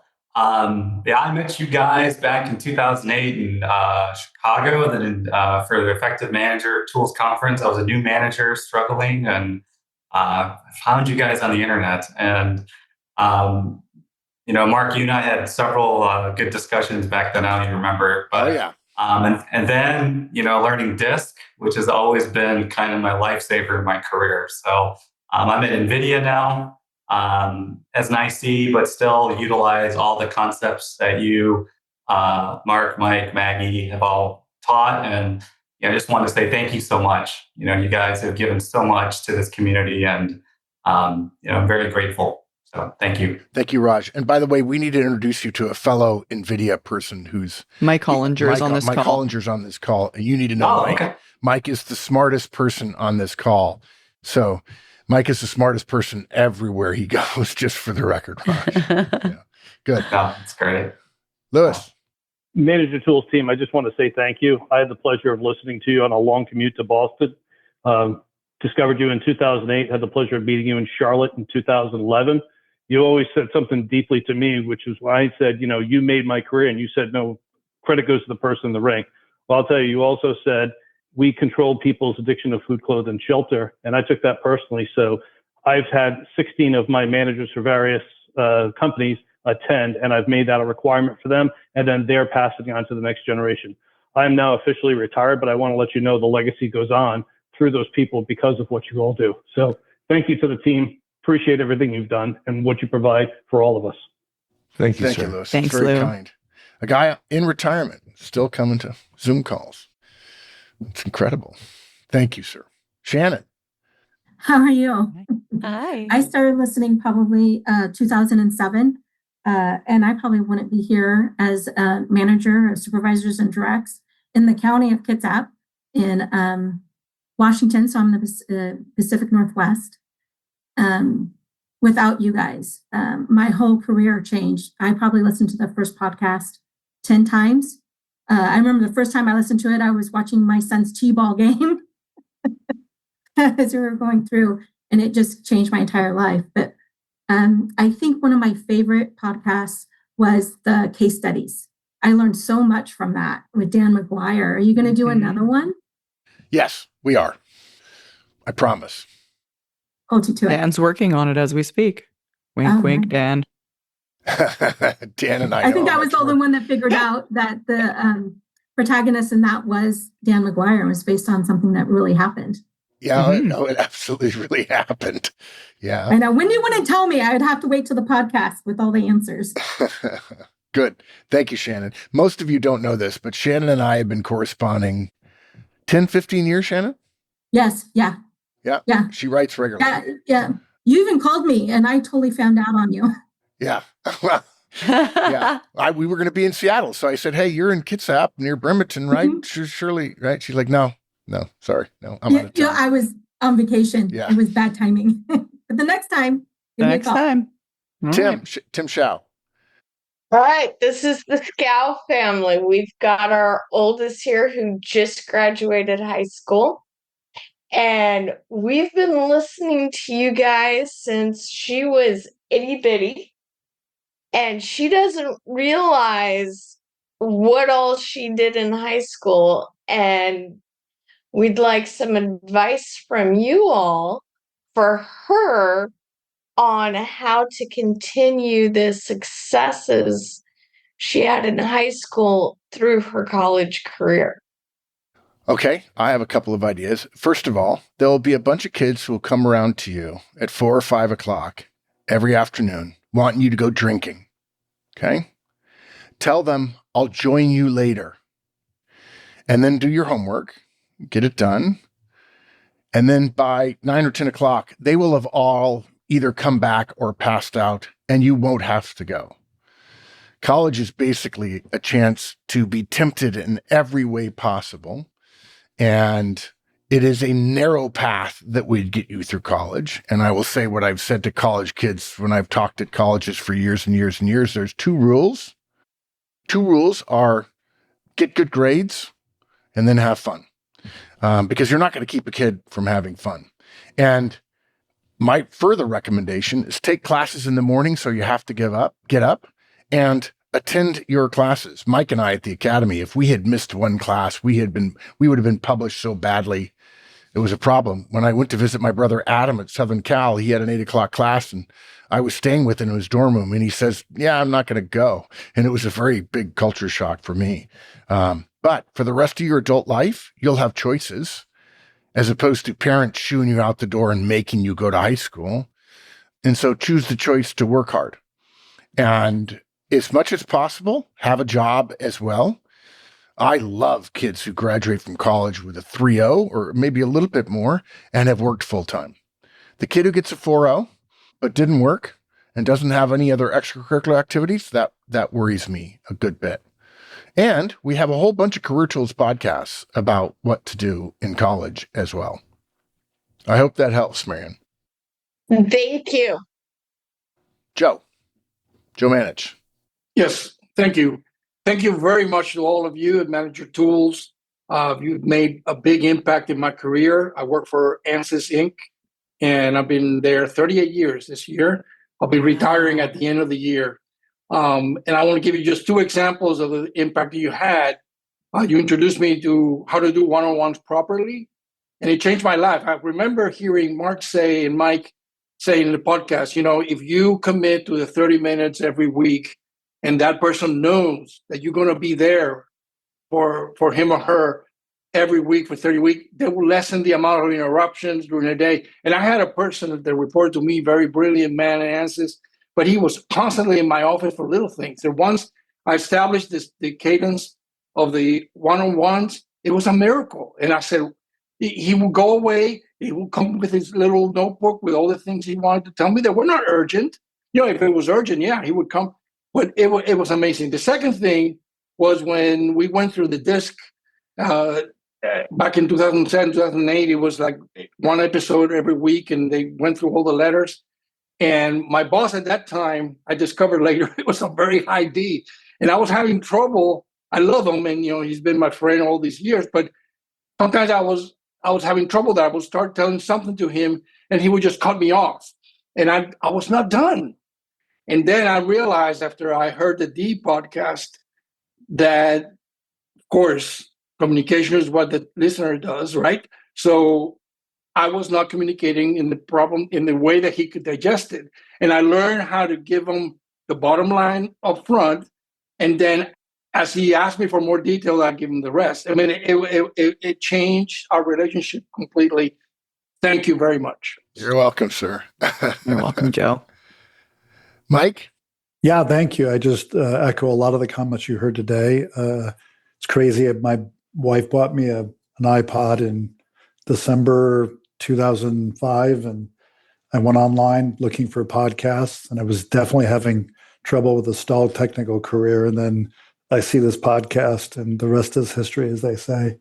And I think the most challenging thing is probably like being around excellence or professional sports athletes. When you have a certain set of skill and then you watch them, you start to realize just how far you have to go. So it's sort of a curse, because now every time I walk into a meeting and I'm not prepared, or I have a one-on-one and I don't conduct it, I know I'm doing things wrong. So in some ways, I suspect a lot of us have set a bar for ourselves because we kind of know what we should be doing, and that's all credit to the work you guys have been doing. So thank you. You're welcome, Mike. Thank You're you. welcome. Hey, it's the famous Dan McGuire. Hey, I just wanted to pop on real quick and just say thank you from that first offsite when you flew in and met my brand new giant leadership team. The most important thing I think you guys did at the beginning was made me realize I was not crazy. All the things that were bothering me and, about what was going on in the organization, you guys sat with me and said, look, you're not crazy. And I realized it through the podcasts, all the collaborations we ended up doing, all the things, a lot of late nights. And I will assure everybody there's not only a dark Mark, but deep, deep cuts. There's a dark Mike as well. Yeah. And it's just been my pleasure. I love you guys. I love you. Thanks so much. Thanks, Dan. We love you. All right. Chris Myers. Yeah, I want to echo the thanks you're getting all around. Thanks for all the one-liners that I use all the time. Communications with the listener does. That's a good one. Mm-hmm. That's a good one. I go way back, and I realize, I've spent half of my career with you guys. I hope to get to the end soon enough, but I have tried to share things with my son, who is 28, early career in Manhattan, and sometimes he listens, sometimes he doesn't, He's not as corporate oriented as I am, but, thanks for all of that. I want to thank, too, the community that has gathered around this set of tools and philosophies and people. A couple of years ago, I was in an extended job search, and a number of you, I talked to a whole bunch of people from my cohorts at M conferences. Dan was one of them. I talked to him a couple times, and I see Glenn on here, and oh gosh, there's lots of people that I see. The support just with the cohorts that I had with M conferences, where else I got the pleasure of meeting all the Manager Tools folks. It's all just been building and building of support through this management career. So all I can say is, Kate and Sarah, no pressure, right? Thanks, Chris. Thanks, Hey, Chris. I'm gonna tell you something. You mentioned one-liners. There's a cast coming out in a few weeks that you'll hear a new one-liner, which is, if you take for granted the people you're working with, it will be lonely when you get laid off. And Chris went through an extended job search, and he had the best attitude, and we were talking to him constantly. I remember telling people here internally, when people in our community tell us that they've lost their job, we will do whatever it takes, if for no other reason than somebody needs to be talking to them. And fortunately, you mentioned Glenn and many others that are in the community, part of your M conference group. That means a great deal to us, because when it happens to you, it only has to happen once, but you learn the lesson, and it can't be taught almost. You have to learn it. People will try to teach you, but you won't believe it. But take your colleagues for granted, and when you get laid off, you'll feel very lonely indeed. Good. All right. Sorry, Robert. I'm going to keep the love fest going just a hair. So the best advice I think I ever heard from you was don't use the feedback model on your wife. Yes. More than once I've gotten don't start that mumbo jumbo with me. So great advice. It's definitely all about the relationships. And I cannot believe how many times to this day in 1 week that I tell folks there's a podcast for that. Yeah. And then so thank you for all you've done and really excited about September. Looking forward to it. Ray Bonwell. Just a note of thanks for your all's consistency. I love how the book begins with the introduction. This is what I tell my friends. And you all are fat chefs. You eat your own cooking. You practice what you preach. And I'm just genuinely grateful how you began with the history of talking about all the additional staff people that are in the front of the house and the back of the house. And a special shout out to Wendy Lord. So thank you so much. Yeah. Hua, Wendy. Ben. Hey, I also just wanted to share some gratitude. So I've been listening since 2012 and, attended some conferences in 2016.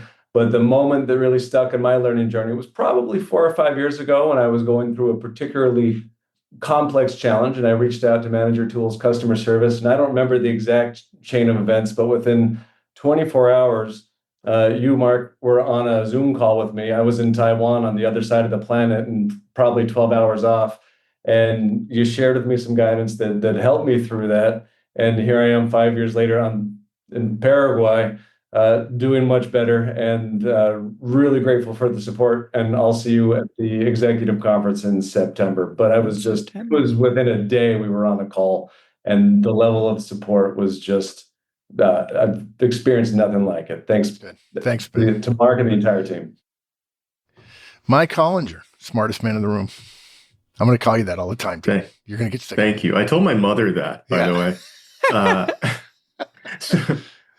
Well, y'all are awesome, and it's been really fun to listen to the stories here. So love it. Keep it going. I have a question about the Build Your Bench cast y'all did. Yeah. Right? There's 200 people here, and you say in the cast, like just create recurring, touch, stay in touch tasks, that kind of stuff, right? Like for us, I get LinkedIn messages all the time, right? What is it that we actually should do to not make this feel transactional? Well, okay, that's a really good question. I never thought of it that way. I mean, that guidance came out of my experience running a company and literally having 150 people to stay in touch with, sometimes 70, sometimes 200 every single day. And usually I had a fairly significant backlog to work through, and either a phone call or a text message or an email. Actually, it was an email for a long time because we didn't have text messages. What I have found is this. I don't feel like I'm transacting business with you when I reach out and say, hey, Mike, how's it going? Thought about you today, saw something about IBM or NVIDIA, or drove through Austin or whatever, right? It didn't feel transactional to me. And I can tell you from the other side of the fence, I have never heard anyone ever say anything. Now, Mike, you and I both know there's a chance that people weren't being truthful, but I have never had a single person act as if it was transactional or I was just keeping them on the back burner or something like that, and I secretly wanted something from them in the future. I think we also we may have talked in that cast about favors, the favor economy. And I'm a big believer in do favors and don't ask for favors. I probably should cash some in now because probably the size of the favor I could get from somebody is too big for them to grant. But I didn't feel it was transactional. And I never felt that way from any of the people I stayed in touch with. In fact, the common thing is, you always stay in touch. I said, yeah, you're a good person. I want to stay in touch. We're not together. We don't see each other. I just figured I'd reach out and say hi. Now, I felt like it was a little transactional when I looked at my to-do list every morning, but writing a note to somebody didn't feel transactional at all. And I got none of that. Okay. So if I'm not feeling it and they're not feeling it, and look, I'll just tell you, Mike, you and I know each other a little bit. We've been on calls and you were at the conference. Dude, I can't imagine getting a note from you, just staying in touch. Hey, Mark, just wanted to say, hey, thought about you the other day. I was in California or whatever. I can't imagine thinking anything other than, wow. I mean, I know this sounds corny, but to me, and by the way, I'm a high D, I'd be like, wow, Mike Hollinger thought about me. I don't know. What will we put on earth to do if not to help one another through, right? All right. So I didn't feel that. And as long as you know who the person is and you're genuinely reaching out with a good heart, if somebody thinks you're being transactional, dump their crap in a second, because that's not somebody you want to stay in contact with. Cool. All right. Thanks. There's more to say, Mike. Maybe we can chat maybe next week. Yeah, ping me, text me. Yeah. Glenn Newby. Hey guys. Hey Manager Tools team. Good to see you. So I started my career, I think weeks or days after your first podcast dropped, and I'm one of those that I had lots of academic success, and then I hit my career and I'm like, I'm not making straight A's here. So found you through that kind of, question, and you guys have been answering ever since. So I appreciate that. I go back so far that I remember the first forum response. The question I had was, where do I go to get professional attire? And I think Mark replied with a 2-word answer, Brooks Brothers, at the time. And so I also just appreciate you, that generosity that still goes through to today. I went to one of the first Atlanta conferences, and I went to one of those pre-2-day social hours, and I didn't have a ticket to the event, but you just said, just come on out, stop by. And so I did, and just that type of generosity is, you don't see a lot of that these days. And I appreciate you sharing your community. As Chris mentioned, it's amazing. And I remember the days of the Manager Tools meetups and you guys stopping by Book of the Beppo Atlanta and meeting Adam there. That's right. That relationship. So I do have a question, which is, I'm curious, could be any of the Manager Tools team, about what do you see the state of management? Like, how are you seeing, as you've been working on that goal of every manager effective and professional productive, like, do you see it? Are you optimistic? Are you seeing positive change? There's 2 questions there. Am I optimistic and am I seeing positive change? I will title my book about the state of management as Slouching Towards Gomorrah. If you don't remember, there were two terrible cities, evil cities in the Bible. One was Sodom and the other one was Gomorrah. And I actually get that from a book by Robert Bork called Slouching Towards Gomorrah. The management industry continues to suffer from a lack of investment. I believe it's an enormous competitive advantage for companies to invest in managers. I think I wrote in Things a couple of weeks ago. The educational system has changed in many ways for the better, but in many ways for large organizations who often fund them for the worse. And I'm pretty certain that pretty soon a Walmart or somebody else will have a Walmart University and train people. And I don't care who you are, maybe if you're a C-suite person, you don't get to go to work until you've spent 3 weeks in the training program teaching people how to do things. And by the way, and when you become a manager, you've got to go to some training. And by the way, we would like to provide that training too. But I would be heartened if somebody actually did that and made a genuine effort to help their managers be more effective. I think the atomization of the workforce, I think the mistaken, people wanting to work from home and the stupidity around that argument, it's apples and oranges. And the idea that modern organizations can be different and politics can be talked about in the organization, and what I will call the increasing federalization of corporate workforces, in the same way that it used to be people paid really close attention to their local news because your local laws and events are much more powerful in your life than national trends and so on. But thanks to TV and cable news and social media, there has become a federalization of interest and therefore, like it or not, power, at least in the US, and I assume elsewhere as well. Everywhere I go, it's that way. And that's true in corporations as well, where power is being arrogated, not delegated, but arrogated to the higher levels. And that's bad because that means managers don't get to try and fail and learn. That's how you learn things as an adult. The adult learning model is to try things, to do things, and to learn by doing. So that's what I would title my book about the state of management. Now, am I optimistic? I am the most optimistic person I know. Sarah asked me the other day, Glenn, do you talk to yourself at all? And I was like, no, I don't think so. I think you're sick if you do that. She says, no. Like, do you have things you tell yourself? I said, yeah.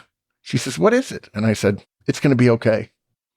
Because the data on the world is getting better. You've heard me say it before, taller, richer, stronger, safer, longer lived. Less people in poverty, less people dying of war, less people dying of disease and famine and so on. Even, I know there's a big debate right now in the world about climate change, but even if the world gets warmer, less people will die from cold weather cold weather kills a lot more people than warm weather, which seems perverse, I know. So I'm an optimist. I'll always be an optimist because I know pessimists and I find them vulgar to be around. But there's plenty of work to be done. I actually think I'm going to just tell you a fantasy that I have, Glenn, and that is some major workforce management software, whether it be Workday or SAP or PeopleSoft or Zoho or one of those, is going to figure out that we know more about management in the tip of our little finger than they do in all of the software they have at some client. And they're going to do a test and discover that our guidance included in their things improves managerial performance notably. And there's going to be another article in the Wall Street Journal. And Mike and I might not even care if we didn't get credit for it, as long as managers get served well. So, things get bad and people go, we better do something about this. And I think we're well positioned. Mike and I will probably be gone by the time that happens, but Kate and Sarah and the rest of the team will be there to take advantage of. When it's about to hit rock bottom, somebody will say, I'll pay anything to get out of this problem. And we will gladly oblige them.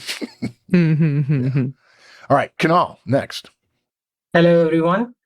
Congratulations to the Manager Tool, Career Tools community that we have. 20 years is a nice long time to be there in this environment where people join and leave on a whim. So congratulations to us, basically. and Wendy, Mark, and Mike, I used to listen to you 14 years ago when I was looking for a job. The interview series was very useful for me. One of the things that I loved was you used to go very on to a specific part of guidance. One I remember is how to shake hands. Half an hour tutorial on how to shake hands. So I share that with some people when they do finger shake, which is many people do.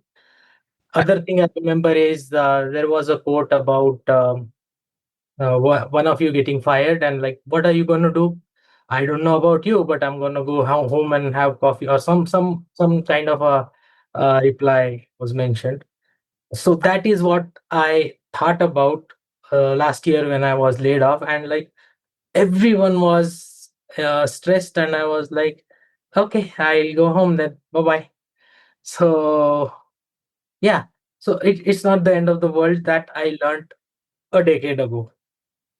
A question that I have is that how can AI be used for impersonal, repetitive, non-relation building activities between manager or towards manager?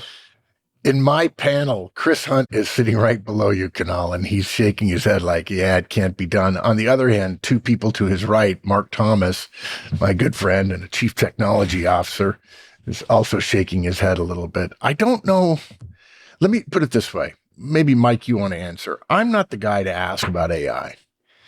I don't believe AI will ever get good enough to inspire people.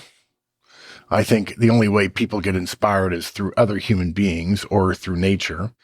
And so to me, inspiration, motivation, persuasion, all those things, you'd have to be a pretty small-minded person to let an AI do that and not let humans do it. Thank you, Kunal. Tom Davis. Hey, Mark, Mike, been a manager for 15 years, and I'm here to tell you I would never be a manager if it wasn't for Manager Tools. Picked you up sometime in the late 2000s and addicted ever since. And the reality of it is that the little secrets. I recently told one of my direct reports who never would have been a supervisor if it wasn't for addicting him to Manager Tools. I said, I love you to death, buddy. I'm your biggest fan, but you got to improve. And it was your words out of my mouth. Once again, you're living rent-free in all of our heads. And I thank you for that. I really do. I appreciate everything you do. That's Tom, it's one of my all-time favorites. I love you, man. I'd give you a kidney, but you got to improve. it makes all the difference in giving negative feedback. It really does. Yeah, good. Thanks, Tom. Mike Thomas. Thank you very much. Mike Thomas, 2010 alumni. I'm very thankful for all of the podcasts, from everything as profound as how to do a one-on-one and how to give feedback to the Handshake podcast. And I'll tell you, sometimes I think it's the simplest things that makes the biggest difference. One of the podcasts I have that really changed me was the morning greeting. I do it every day, 100%. I almost never miss. And if you're not doing the morning greeting, you got to do the morning greeting. And when I started doing that with my team, 3 days into it, I had one of the girls come up to me and she says, Are you stalking me? What are you doing? Are you tracking me? What are you doing? And that reminded me of another podcast. Don't introduce something to your team without telling them first. So learned some of those lessons along the way. And then when I left that team, to get the notes and the comments and the cards from the team that's saying their new manager is just not the same, and they really missed it. They didn't understand what they got. And then when I went to a new team and started doing it, I had people come up and ask, what are you doing that's different? What magic do you have? And every one of my managers I've referred to Manager Tools, and certainly they've been successful in doing that. And grateful for Sarah and Kate. When I send you email replies, they reply back to all of them every time. It's great. And then my one-liner from Mark, and I think I overuse it. If it's stupid, but it works, it's not stupid. That's right. Second rule of the United States Army. Yep. Good. Thanks, Mike. Very kind. Thanks, Mike. Chris Hunt. Mike and Mark, you've changed my life. I started watching you guys about 2007, 2008. I just moved from Michigan to Kentucky, where I was working for Toyota, working for the CIO. I was 10 feet from Millie Marshall, who's the CIO of Toyota. And, you're learning a project manager's role, but that was still managing people. I then left that role, moved to Washington State, where I heard somebody mention Bremerton. I'm literally 15 miles from Bremerton. I'm up in Seattle. I've been here now with 6 companies, and the last company, which is I'm at, I've worked for the big boys in the local area, and now working for a medium-sized insurance company. And I got hired in, and the guy liked my management style, the interview. And so I just had my 4-year review. We're doing the annual review in February, and he said, I've got something you need to do. I said, what's that? I need you to listen to podcasts. I said, what's a podcast? I said, Manager Tools. I said, and I just sat back and laughed at my director and said, you're kidding me, right? I said, no. I said, I found out that he'd been listening to you since 2007. I've been listening to you since 2007, both of you. That's awesome. And just so you know why I was making the head roll with AI, I'm deploying AI. I'm an IT manager. So Michael, probably you'll appreciate that. Good. Thanks, Chris. So thank you very much, guys. That's great. Yeah. My pleasure. Thanks, Chris. Nigel. Just trying to work out how to come off mute. Big thank you to all of you. Long time listener, first time caller. Been a self-confessed high I for a long time. DISC has changed my life, and the way that you guys helped me deal with DISC and use it, and how I can work out why someone thinks I'm an idiot and why I think they're an idiot. I use stronger language when explaining it to others, and how I can then change stuff to do it. And it just helps me not get thrown out of a building quite often, which is really good. It's just and just listening to everyone talking about the different things that people have quoted there. And one of the reasons I put my hand up was to make sure there's an English voice, but Chris beat me to it there. But I realized this week alone, I can count at least 5 times when I've talked about stuff from the show.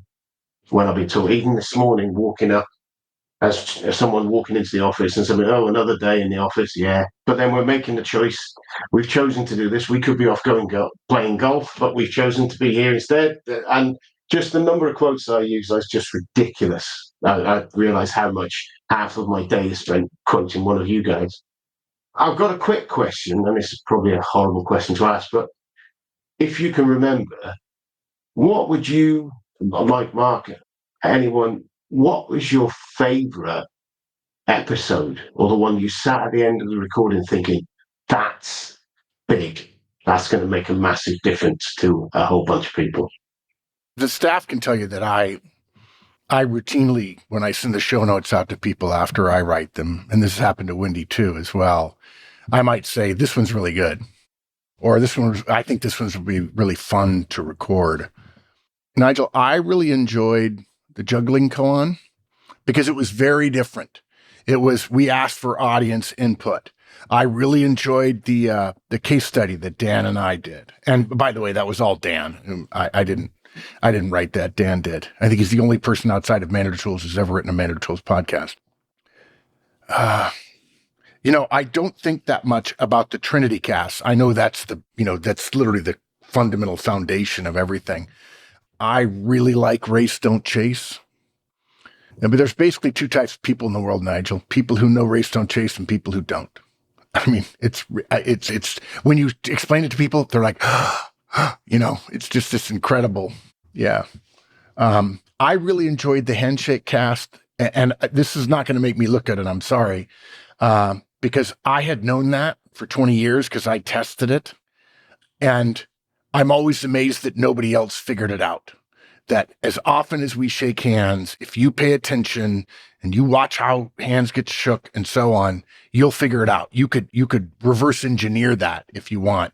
And I have gotten easily 1,000 emails in the last 15 years or 20 years since it came out, that the thing that changed their handshake was, if you're wondering how much pressure to exert, which everyone always asks, just hold a baseball bat in your hand.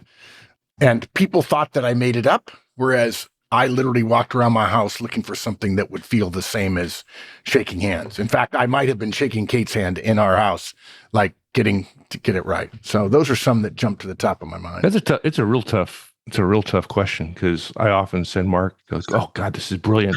I don't know how many times I've said that. But I'll tell you, it not a specific podcast, but a category of podcast for me has been, and Mark taught it before, Manager Tools, but it's the disc stuff. Because I just think people are weird, and trying to figure out who they are and what they're doing, what motivates them, is just excruciatingly painful for me. And disc to me just literally changed my whole perception of the world. That just because I act a certain way doesn't somebody else is not going to act the way or think the way I do. I think it's stupid that they don't, but they don't. So I think it's disc for me. Yeah. Yeah. Good. Thanks, Nigel. Good. Mark Thomas. Yes, sir. I just want to pile on saying thank you. I would not be where I am in my career without the entire Manager Tools team. I've had the opportunity over the years to interact, do something with every single member of the team in one way or another. It's just been amazing. But I want to share one dark Mark moment, if I may. Mike, I have if you need to train your AI model, I have a good email that you could use as a starting point, because I wrote Mark an email in 2008 that as I read it today, I'm like, I think I would have replied back, "You're an idiot." And Mark didn't, but in his way, and I'll just share one little response from it. And I found this recently because Gmail was barking at me to clean out my Gmail because it was full. And I was going way back in time. But I found this one, and I won't belabor you with the multi-page email that I sent him, but in one part of his response, he says, "What did I say that made you think you should talk to your boss like that? That seems crazy. He tells you you're on the short list for 5 to 10 years from now. You don't see what you want, and now you're thinking of leaving. He is thinking ingrate, I promise you." So that's how the response started. And at that point, I had made probably the largest dumb career decision I'd ever made in my life. And thinking I was going to get some help, I got, which ultimately was the exact help that I needed. And I just appreciate it, because I wouldn't be where I am today without this team. And it's moments like that y'all have been with me every single step of the way. And so I just want to say thank you for that. Thanks, Mark. Thanks, Mark. That's pretty cool. Good. I don't remember that email, but I should share. I should share it with you. Forward it. Dude, you're not the only one that's gotten emails like that. I can assure you. Ask me how I know. Jeff Allison. Hi, everyone. Thank you. So I've been listening since 2018, and I was making a transition from a career in academia to a career in tech. And making that shift came with, I found a steep learning curve on how to operate effectively in a business environment that was moving a lot faster than it does in academia, where you spend so much time like reading papers, doing research, submitting them, then waiting months and months for journals to get back to you. And I got very lucky on landing on Manager Tools as, just something to find for advice on just kind of operating within the business. And it's been such an invaluable guide throughout my whole journey. And your advice has helped me in so many ways and on so many levels too. And some of the biggest improvements have come from what might seem like small things, like how to run a meeting, write a better email, prepare for a one-on-one. But those like incremental changes, like they've compounded over time and they've made such a meaningful difference in how I work and also how I'm perceived. And at the same time, your guidance has shaped how I think about my goals and my responsibilities and my long-term career growth. First as an individual contributor, and then now as a manager, totally committed to helping my team and others become more effective and get more opportunities to grow. And I genuinely think that I would not be where I am today without the framework and mindset that you've helped instill. And everyone at Manager Tools, Mark, Mike, Wendy, Kate, Sarah, you all deliver the message in such an engaging and motivating way. And so I just want to thank you for all your work. And it's a resource that I tap into all the time and refer others to. So I really appreciate everything you've done here. Thank you. That was very well said, Jeff. Thank you. Very well done. Shuggy, you're up. Thank you very much. And for me, it's echoing what everyone said about how we've all grown over the years, listening to the podcasts and reading the book and stuff like that and attending the conference. I've probably got 3 things to share. First one was when you were sending out those daily things, emails, almost every day there was a word in it that I didn't understand what it meant. That sounds right. To Google it. And I think a couple of times I messaged you and said, just blowing my mind with the vocabulary. And one that stands in my mind actually before COVID, so going back to when things kind of started, was Luddites. And it was so spooky because I'd moved to Nottingham not long before. Yes. And then you sent that and I was like, oh my God, I've just got to keep listening and keep reading these things. It was such a just out of body experience, for want of a better word. And then the other thing that I don't think anyone's mentioned is about the book reviews and how just transformational they were. And I think my favourite one, obviously the Drucker ones and stuff like that, are just about how big things get done. And for anyone in the UK that's been following the HS2 stuff and how that's gone sort of totally off the rails, reading how big things get done just makes you see things that sometimes nobody else sees. So a big thank you for me. And also echoing what Nigel and Chris, the 2 English guys that were on, now you get your first Scottish accent. Yeah. Thank you for that, Shuggy. You know, appreciate in you. how big things get done, there was a great bit about Heathrow, about how well the Heathrow thing went, about how hard they worked to have the right culture and so on. Yeah. I think the one that hit me the most in that book was a Hong Kong. Oh, trains. Yeah. Amazing. Good. All right. Vin D'Agostino. Hey, guys. Hey, Vin. Hey.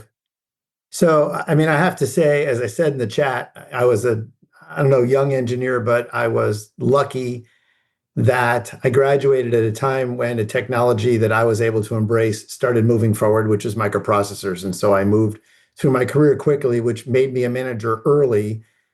And I hated all of the models around me. It was, the old boys club. It was people watching people like a hawk. My first job out of school, the president of the company, was a small company, would watch the parking lot. He knew when people came in and went out.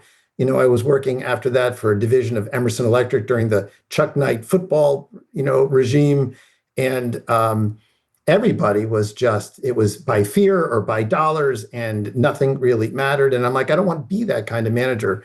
And in my little world, I was able to do what I wanted, but I always didn't feel validated. Like, these people are more successful than I am. They must be right. Why do I want to manage people this way? And my friend, who actually worked for me at the time, said, you should check out this podcast because they talk about management the way you think about it.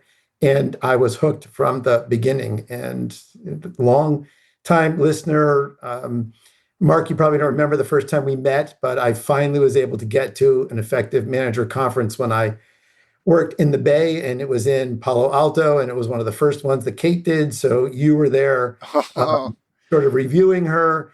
And I didn't know what you looked like because I'm not really a stalker. I listened, and I remember at the break calling my friend Bill, who's the one who told me about you guys, and said, there's a guy in this audience who sounds just like the guy on the podcast. And then it turned out that it was you, and we exchanged some words, during it, and then afterwards as we were cleaning the pages off the walls.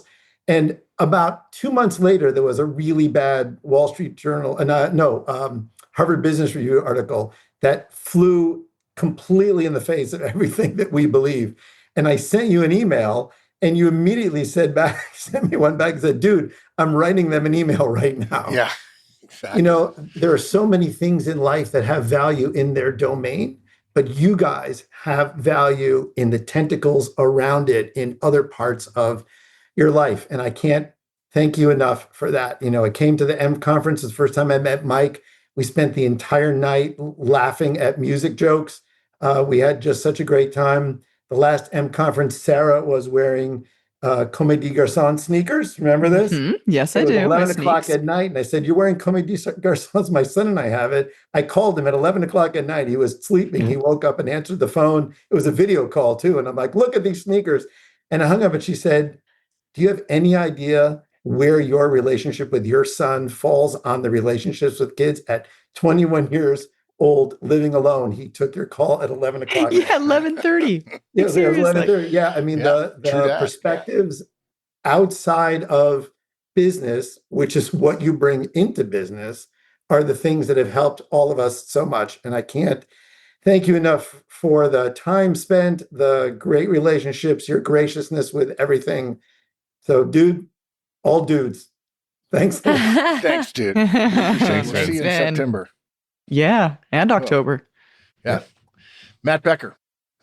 Hey, so thank you for everything. 2017, I was moving halfway across the country from Minneapolis to Boston in my first manager role. And before I moved my family out, I was sitting in a hotel room going, I don't know if I can do this. I'm not ready. I'm too young. I'm over promoted. And just started Googling and came across. And every night at dinner, you were in my ear. Instead of watching SportsCenter or whatever I could have been watching at the bar, restaurant, I got addicted to Manager Tools and went to training in Boston with Kate in 2019 or 18 and forced it on the team there. And I actually had a chance to visit the team a couple weeks ago, and they're still doing one-on-ones and promoting and all of that. Second is I went through a rotational program at our company and had a chance to mentor a younger person in it. They first year you do a corporate and an IC role. Second year, so 1 year out of school, you go and supervise in the field for a year. And he was moving from Minneapolis to Dallas. It's a 13-hour drive. And I said, do not turn your radio on. Go to Manager Tools, search for HOF, and download everything.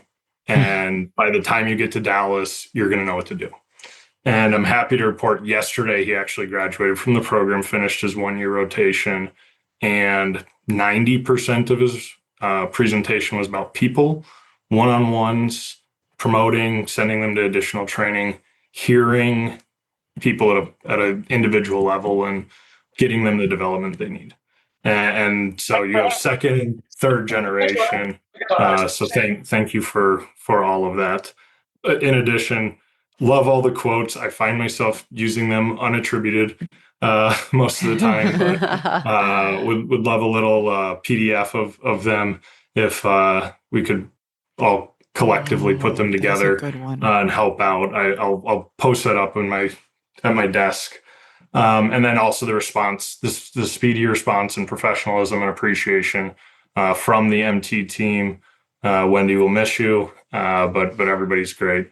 I have one question that might need to go offline, but could also elicit some dark mark. Is I still am baffled why companies, and I know it's not just mine, they don't realize the jump from an IC to a manager and how hard it is. And they just don't don't train. They think that you'll pick up all the good habits from your previous manager and leave all the bad habits from your previous managers, and away you go. And any thoughts, especially in not made here cultures, how to best infiltrate and spread the good word? Yeah, there's two answers to that. I'll tell you why they don't get invested in. Because the CEO wasn't invested in, and he or she is now a CEO. So they clearly could do it. And so probably somebody else will come along and climb up the ladder without any training and figure it all out. So the system that they have in their head works. What they don't realize is the impoverishment of the lower level managers. The majority of the managers are not going to become CEO. You know, the math just doesn't work that way. So I think it's a perspective or a point of view thing. And it's also a little bit of hubris, like, hey, if I can do it, you know, somebody else will be able to do it. It'll be fine. So that's why I think it is. Now, you asked a question as well, Matt. I've forgotten the question. Oh, I know. How to influence. Yeah. So look, most people make the mistake. I get this question all the time. Oh, I'm really doing good now. How do I get my entire company to do it? Do I talk to the head of HR? Or do I talk to the CEO? The answer is no, and no, and no, and no. When the student is ready, the teacher appears.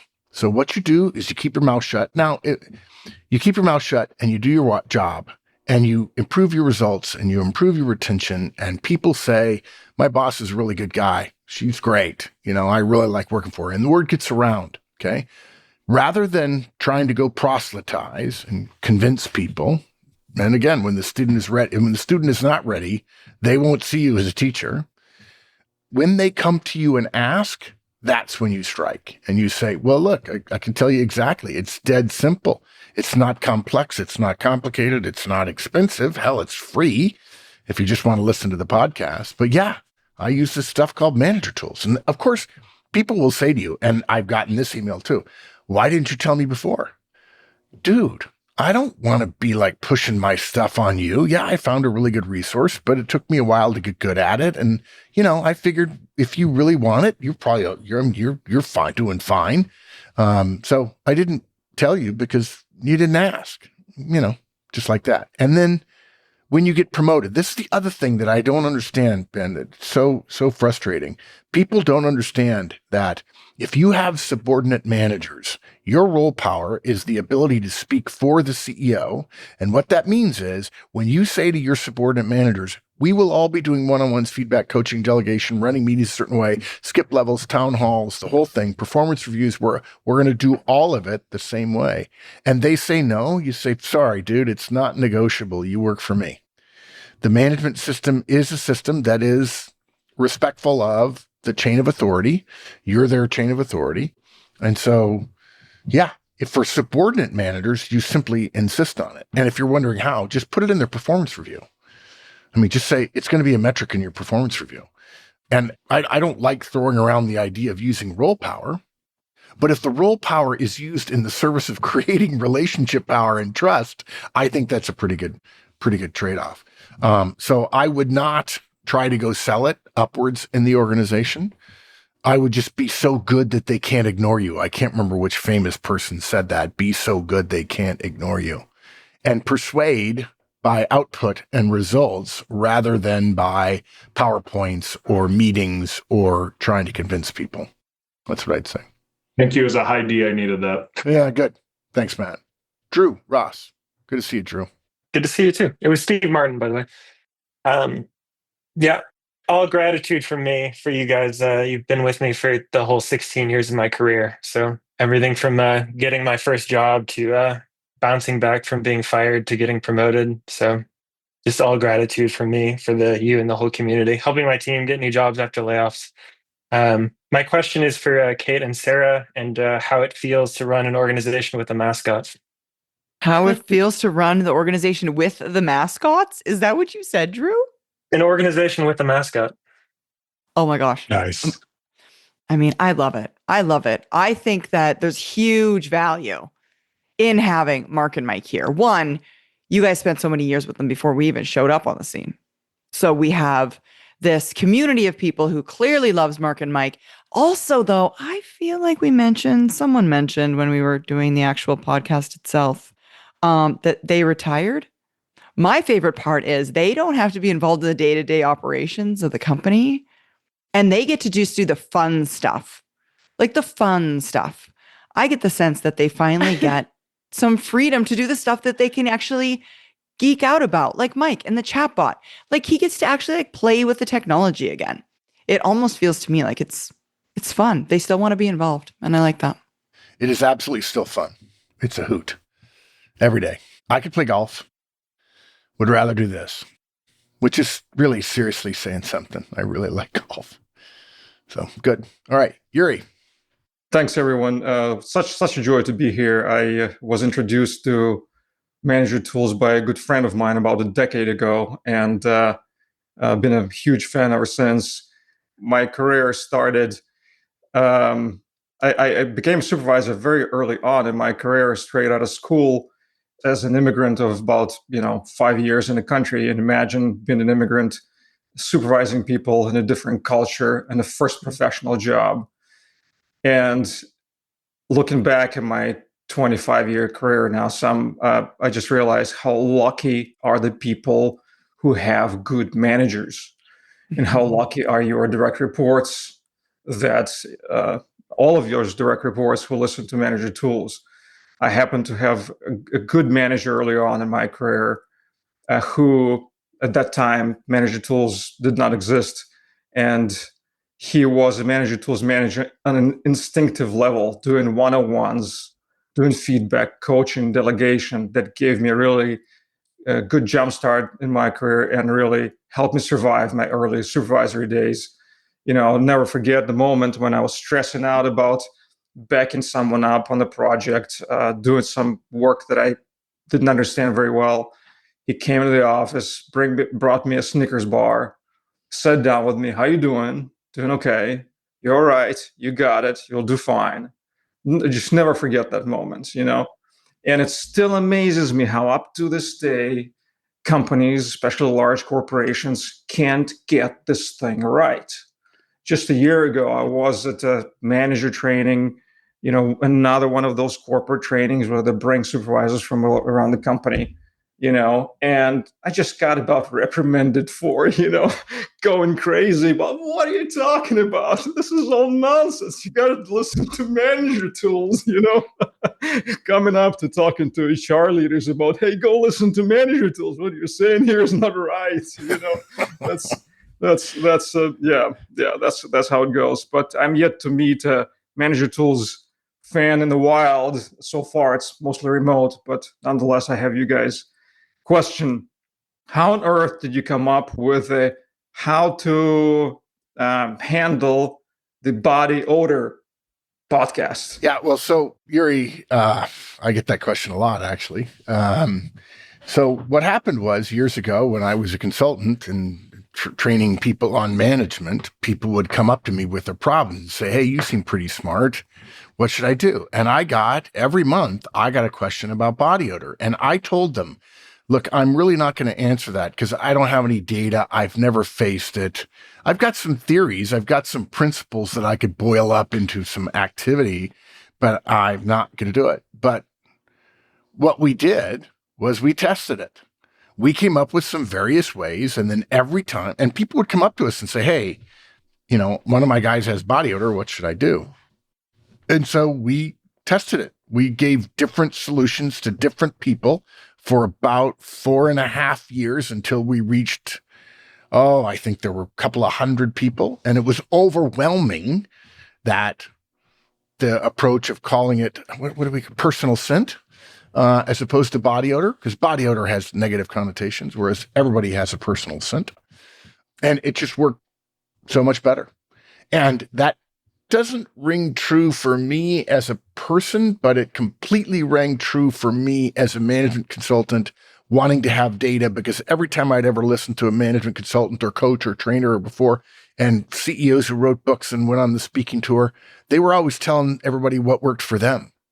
Well, 99% of the stuff I read that other people did didn't work for me. And I realized I needed something with some more heft, some scientific stuff, some facts, some proof. And so that's why I would take large consulting gigs and we would train hundreds of managers and compare them, as you probably listened to in some of the the casts on one-on-ones and feedback and so on. And so I just applied that to body odor, and we tried a number of different suggestions, and we would tell different managers different things, and then we would follow up. And we discovered that the one we shared in the podcast was just night and day better than all the others. So, and people think that I invented it and got, like, hey, that worked. I didn't invent it. We tried various things, and we eliminated all the ones that didn't work as well. That's where you guys shine the most, is telling people on how to handle specific situations. There's so many books that tells the theory, and nobody tells how to do it. And last comment is that the series on how to handle all employee engagement surveys, big corporate engagement surveys, loved it. Finally, somebody said what was supposed to be said about it. I think I wrote 80,000 words in that podcast. It was very long. It was very, very, very long. Yeah. Anyway, thank you, Yuri. Felix. Hi, everyone. I just would like to also thank you guys and gals for all the podcasts. I started listening probably like 2007-ish. I was always a reluctant manager, and all the actionable suggestions in the podcast really helped a lot. I think I can't really thank you guys enough. And I realized as I listened to this, to everybody else, like how many of the quotes that I literally use on an almost daily basis had originated with you. One of the ones I would kind of like to highlight, I'm surprised nobody had mentioned that before, and that is the succession planning. That is the one that really, I actually twice really surprised both my then bosses, where one of my directors, who was a incredibly valuable person, found a better opportunity, talked to me and said, hey, and I said, well, this looks like it's good for your career, take it. And when he handed in his resignation, my boss freaked out and basically said, well, what, we need to keep him. And I said, no, it's no problem. Don't worry about it. It's all success. I have this all figured out. Transition went completely smoothly. And that's really part of the things that thanks to you guys. And the stuff like, don't treat your directs as your property, right? As if they find a better position, then why would it be my right to keep them? And so this is the one really I think maybe is underappreciated. Also the possessiveness of, if I keep information, I have job security. But the fact that it's actually exactly it is another one that I use all the time. And it's amazing looking at them when you explain to someone, okay, if you're indispensable in this role, you're a risk to me. And I can't promote you because your colleague over there, right? He can take over if I get promoted or if I leave. So this is the kind of stuff that's invaluable, and it's in no other books. So that's why I don't. Every time we often once I get like, oh, read this book, read this other management book, and you're like, they don't really say anything, right? It's not actionable, and it's So thank you, Felix. All I can. I call those books meringue because it's a lot of air and not much else. Well, it's usually one page, maybe. Yeah, exactly. Anyway, so I don't really have a question. I just want to, and it's also obviously with the succession planning, I guess another good takeaway is that it's obvious that you practice what you preach, because the transition to the new guard clearly went on very smoothly, at least to the outside. I don't know about the back. Good. Thank you, Felix. All right, John Nuttall. Hey, I had to say congratulations. What a wonderful journey. And it's been great watching Manager Tools grow and seeing new things come out, the effective senior manager and effective executive. And you guys clearly drink your own champagne, and it's wonderful to watch. I remember vividly the first podcast that I put into action was that you don't have to be there. I don't know if it was called that, but it was you don't have to, as a manager, witness something to get feedback about it. And third party feedback. And I remember listening to Mark say, it would sound something like this: when you do XYZ, I hear about it. And the next week, my VP ran into me at the coffee pot and said, John, why is your gal Julia yelling at me in meetings? And I called up Julia and said, can I give you some feedback? You know, when you yell at Wiley in a meeting, I hear about it. Can you not do that? And it just went from there, right? That was a wonderful story. I just looked up Julia on LinkedIn, and she's now a senior VP at PNC Bank. And she was stuck at senior. And I was told when I took the job, she had a reputation as being a jerk, and she would never make principal. And, after that feedback, about 6 months later, my old boss that had told me that called me up to say that he was hiring Julia. And I said, what happened? He said, well, I don't know what you did. I said, I didn't do anything. I just said whatever Mark said. And it was transformational for Julia, and therefore transformational for me. And 6 months later, she left Paul's job for directorship at Capital One, and she's just shot up ever since. So the stuff works. It's amazing. Awesome. So congrats, guys. I have to ask one question. I asked Mike this at the first M conference, and it was on the Friday night in the cocktail bar. And of course, everybody knows there's so much going on. I didn't hear a word he said, so I was just going like this. Mm-hmm. So, Mike, where did the music come from? The original theme music for the podcast. We got it out off of a site called Music Bakery, and it's called Friday Feeling. Yeah. That's oh my gosh. And I licensed it, I think, for $10 or $15, but it was it was like $15 for a lifetime non-exclusive. license. And then it's non-exclusive. It was non-exclusive, but then we bought the exclusive one. As I recall. No, there's it's not exclusive. And there was actually one other podcast that I'm aware of that stole our music based on our success with it. Yeah, it's just crazy. Oh yeah, I tried a fake takedown notice and all. And you know that music, John, is kind of a funny thing. It's kind of a funny thing. We get people, it's almost like politics today, people writing in saying, love the music. And people wrote in when we shortened it, just the ba-ba bit, in executive tools and manager tools or whatever. But some people I hate the music. Please stop the music. I hate it. I assume they're all high Ds. We've got a lot of hate mail. Who say it was a way to. It's a very polarizing topic. I think 45 seconds of music at the beginning of a podcast was probably not the. Well, it's only 30. It's actually only 27 seconds. It's 30-second sound file, but but after your 500th podcast, fair enough. It's better than listening to about a trip to Sicily. That's for sure. That is true. That is true. All right, Rich Rue. You're last on the list. I just wanted to say, Rich Rue. Just wanted to say thanks to Mark and Mike for turning this nerdy software developer into a successful manager. It's been great. It's been great being on this whole ride from close to the beginning. But I also want to thank the entire community for teaching me the most important lesson of all, which is it's all about people. Because that has made the biggest difference in my professional and personal life. So thank you.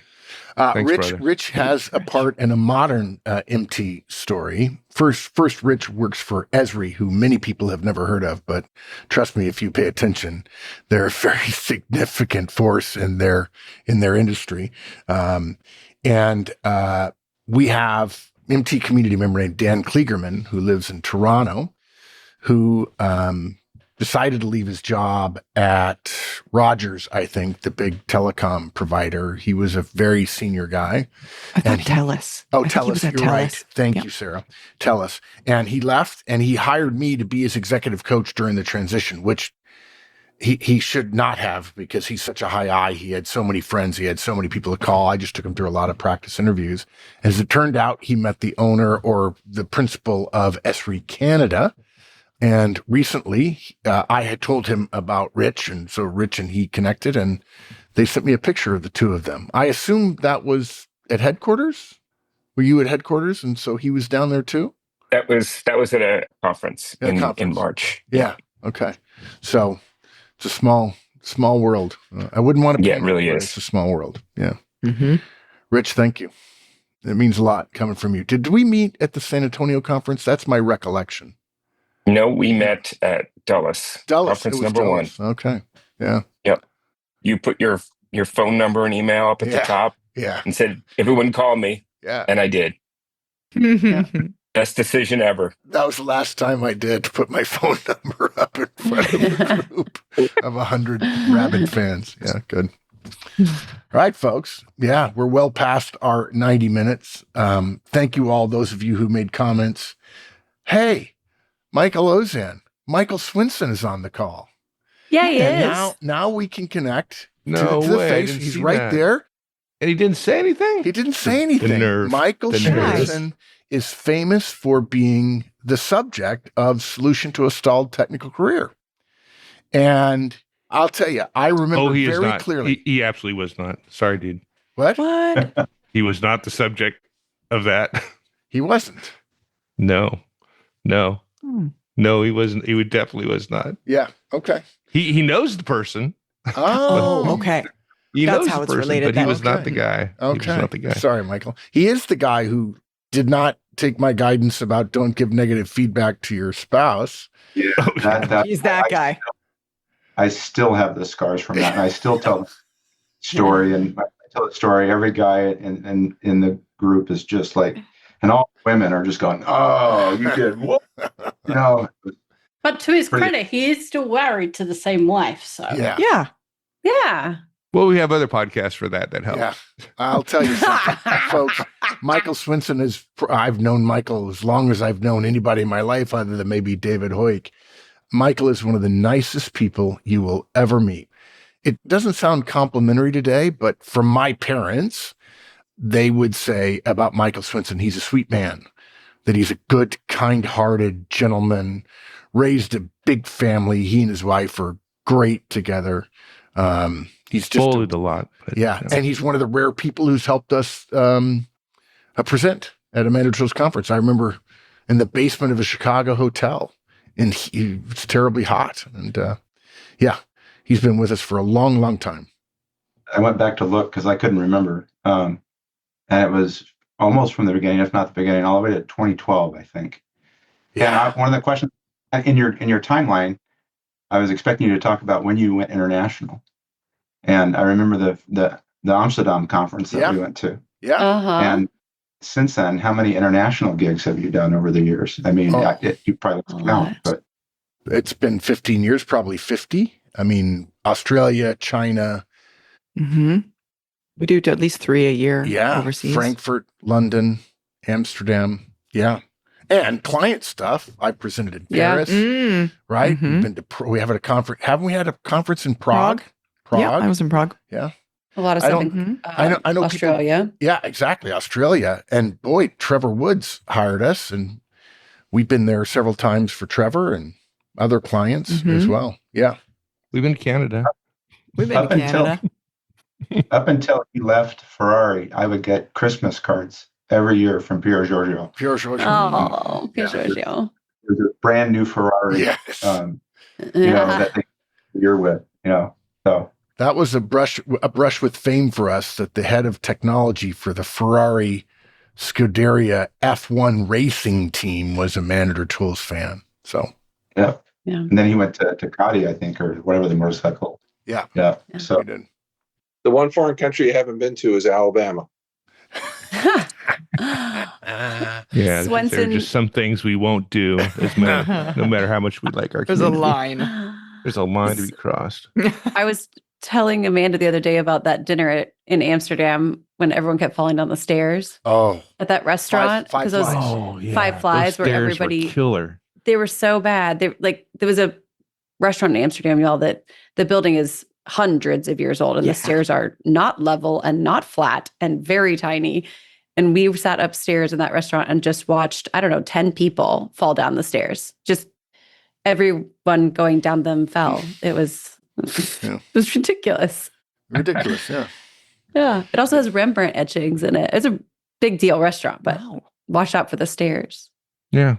People fall downstairs and kill themselves walking across Broadway. Yes. In New York City. Exactly. Really. Yeah, We're crushing it. It is now 5:00 on the East Coast, so I think we ought to let some of our guests go. Right. Thank you all for coming. Yeah. It has been a labor of love serving you, and you have given it back. And there's many more of you than there are of us. And we commit to continuing to do this as long as God lets us, because as long as there are managers who don't know how to do it, somebody has got to take care of them. Thank you all. Thank you all. Thanks, everybody. Thank you so much for joining us. That's all for this week. We appreciate you listening, following, and being part of this community. As we wrap up 20 years of service, we're thrilled to have you join us. If you enjoyed today's episode, don't forget to follow, rate, and review our podcast. Have a good one.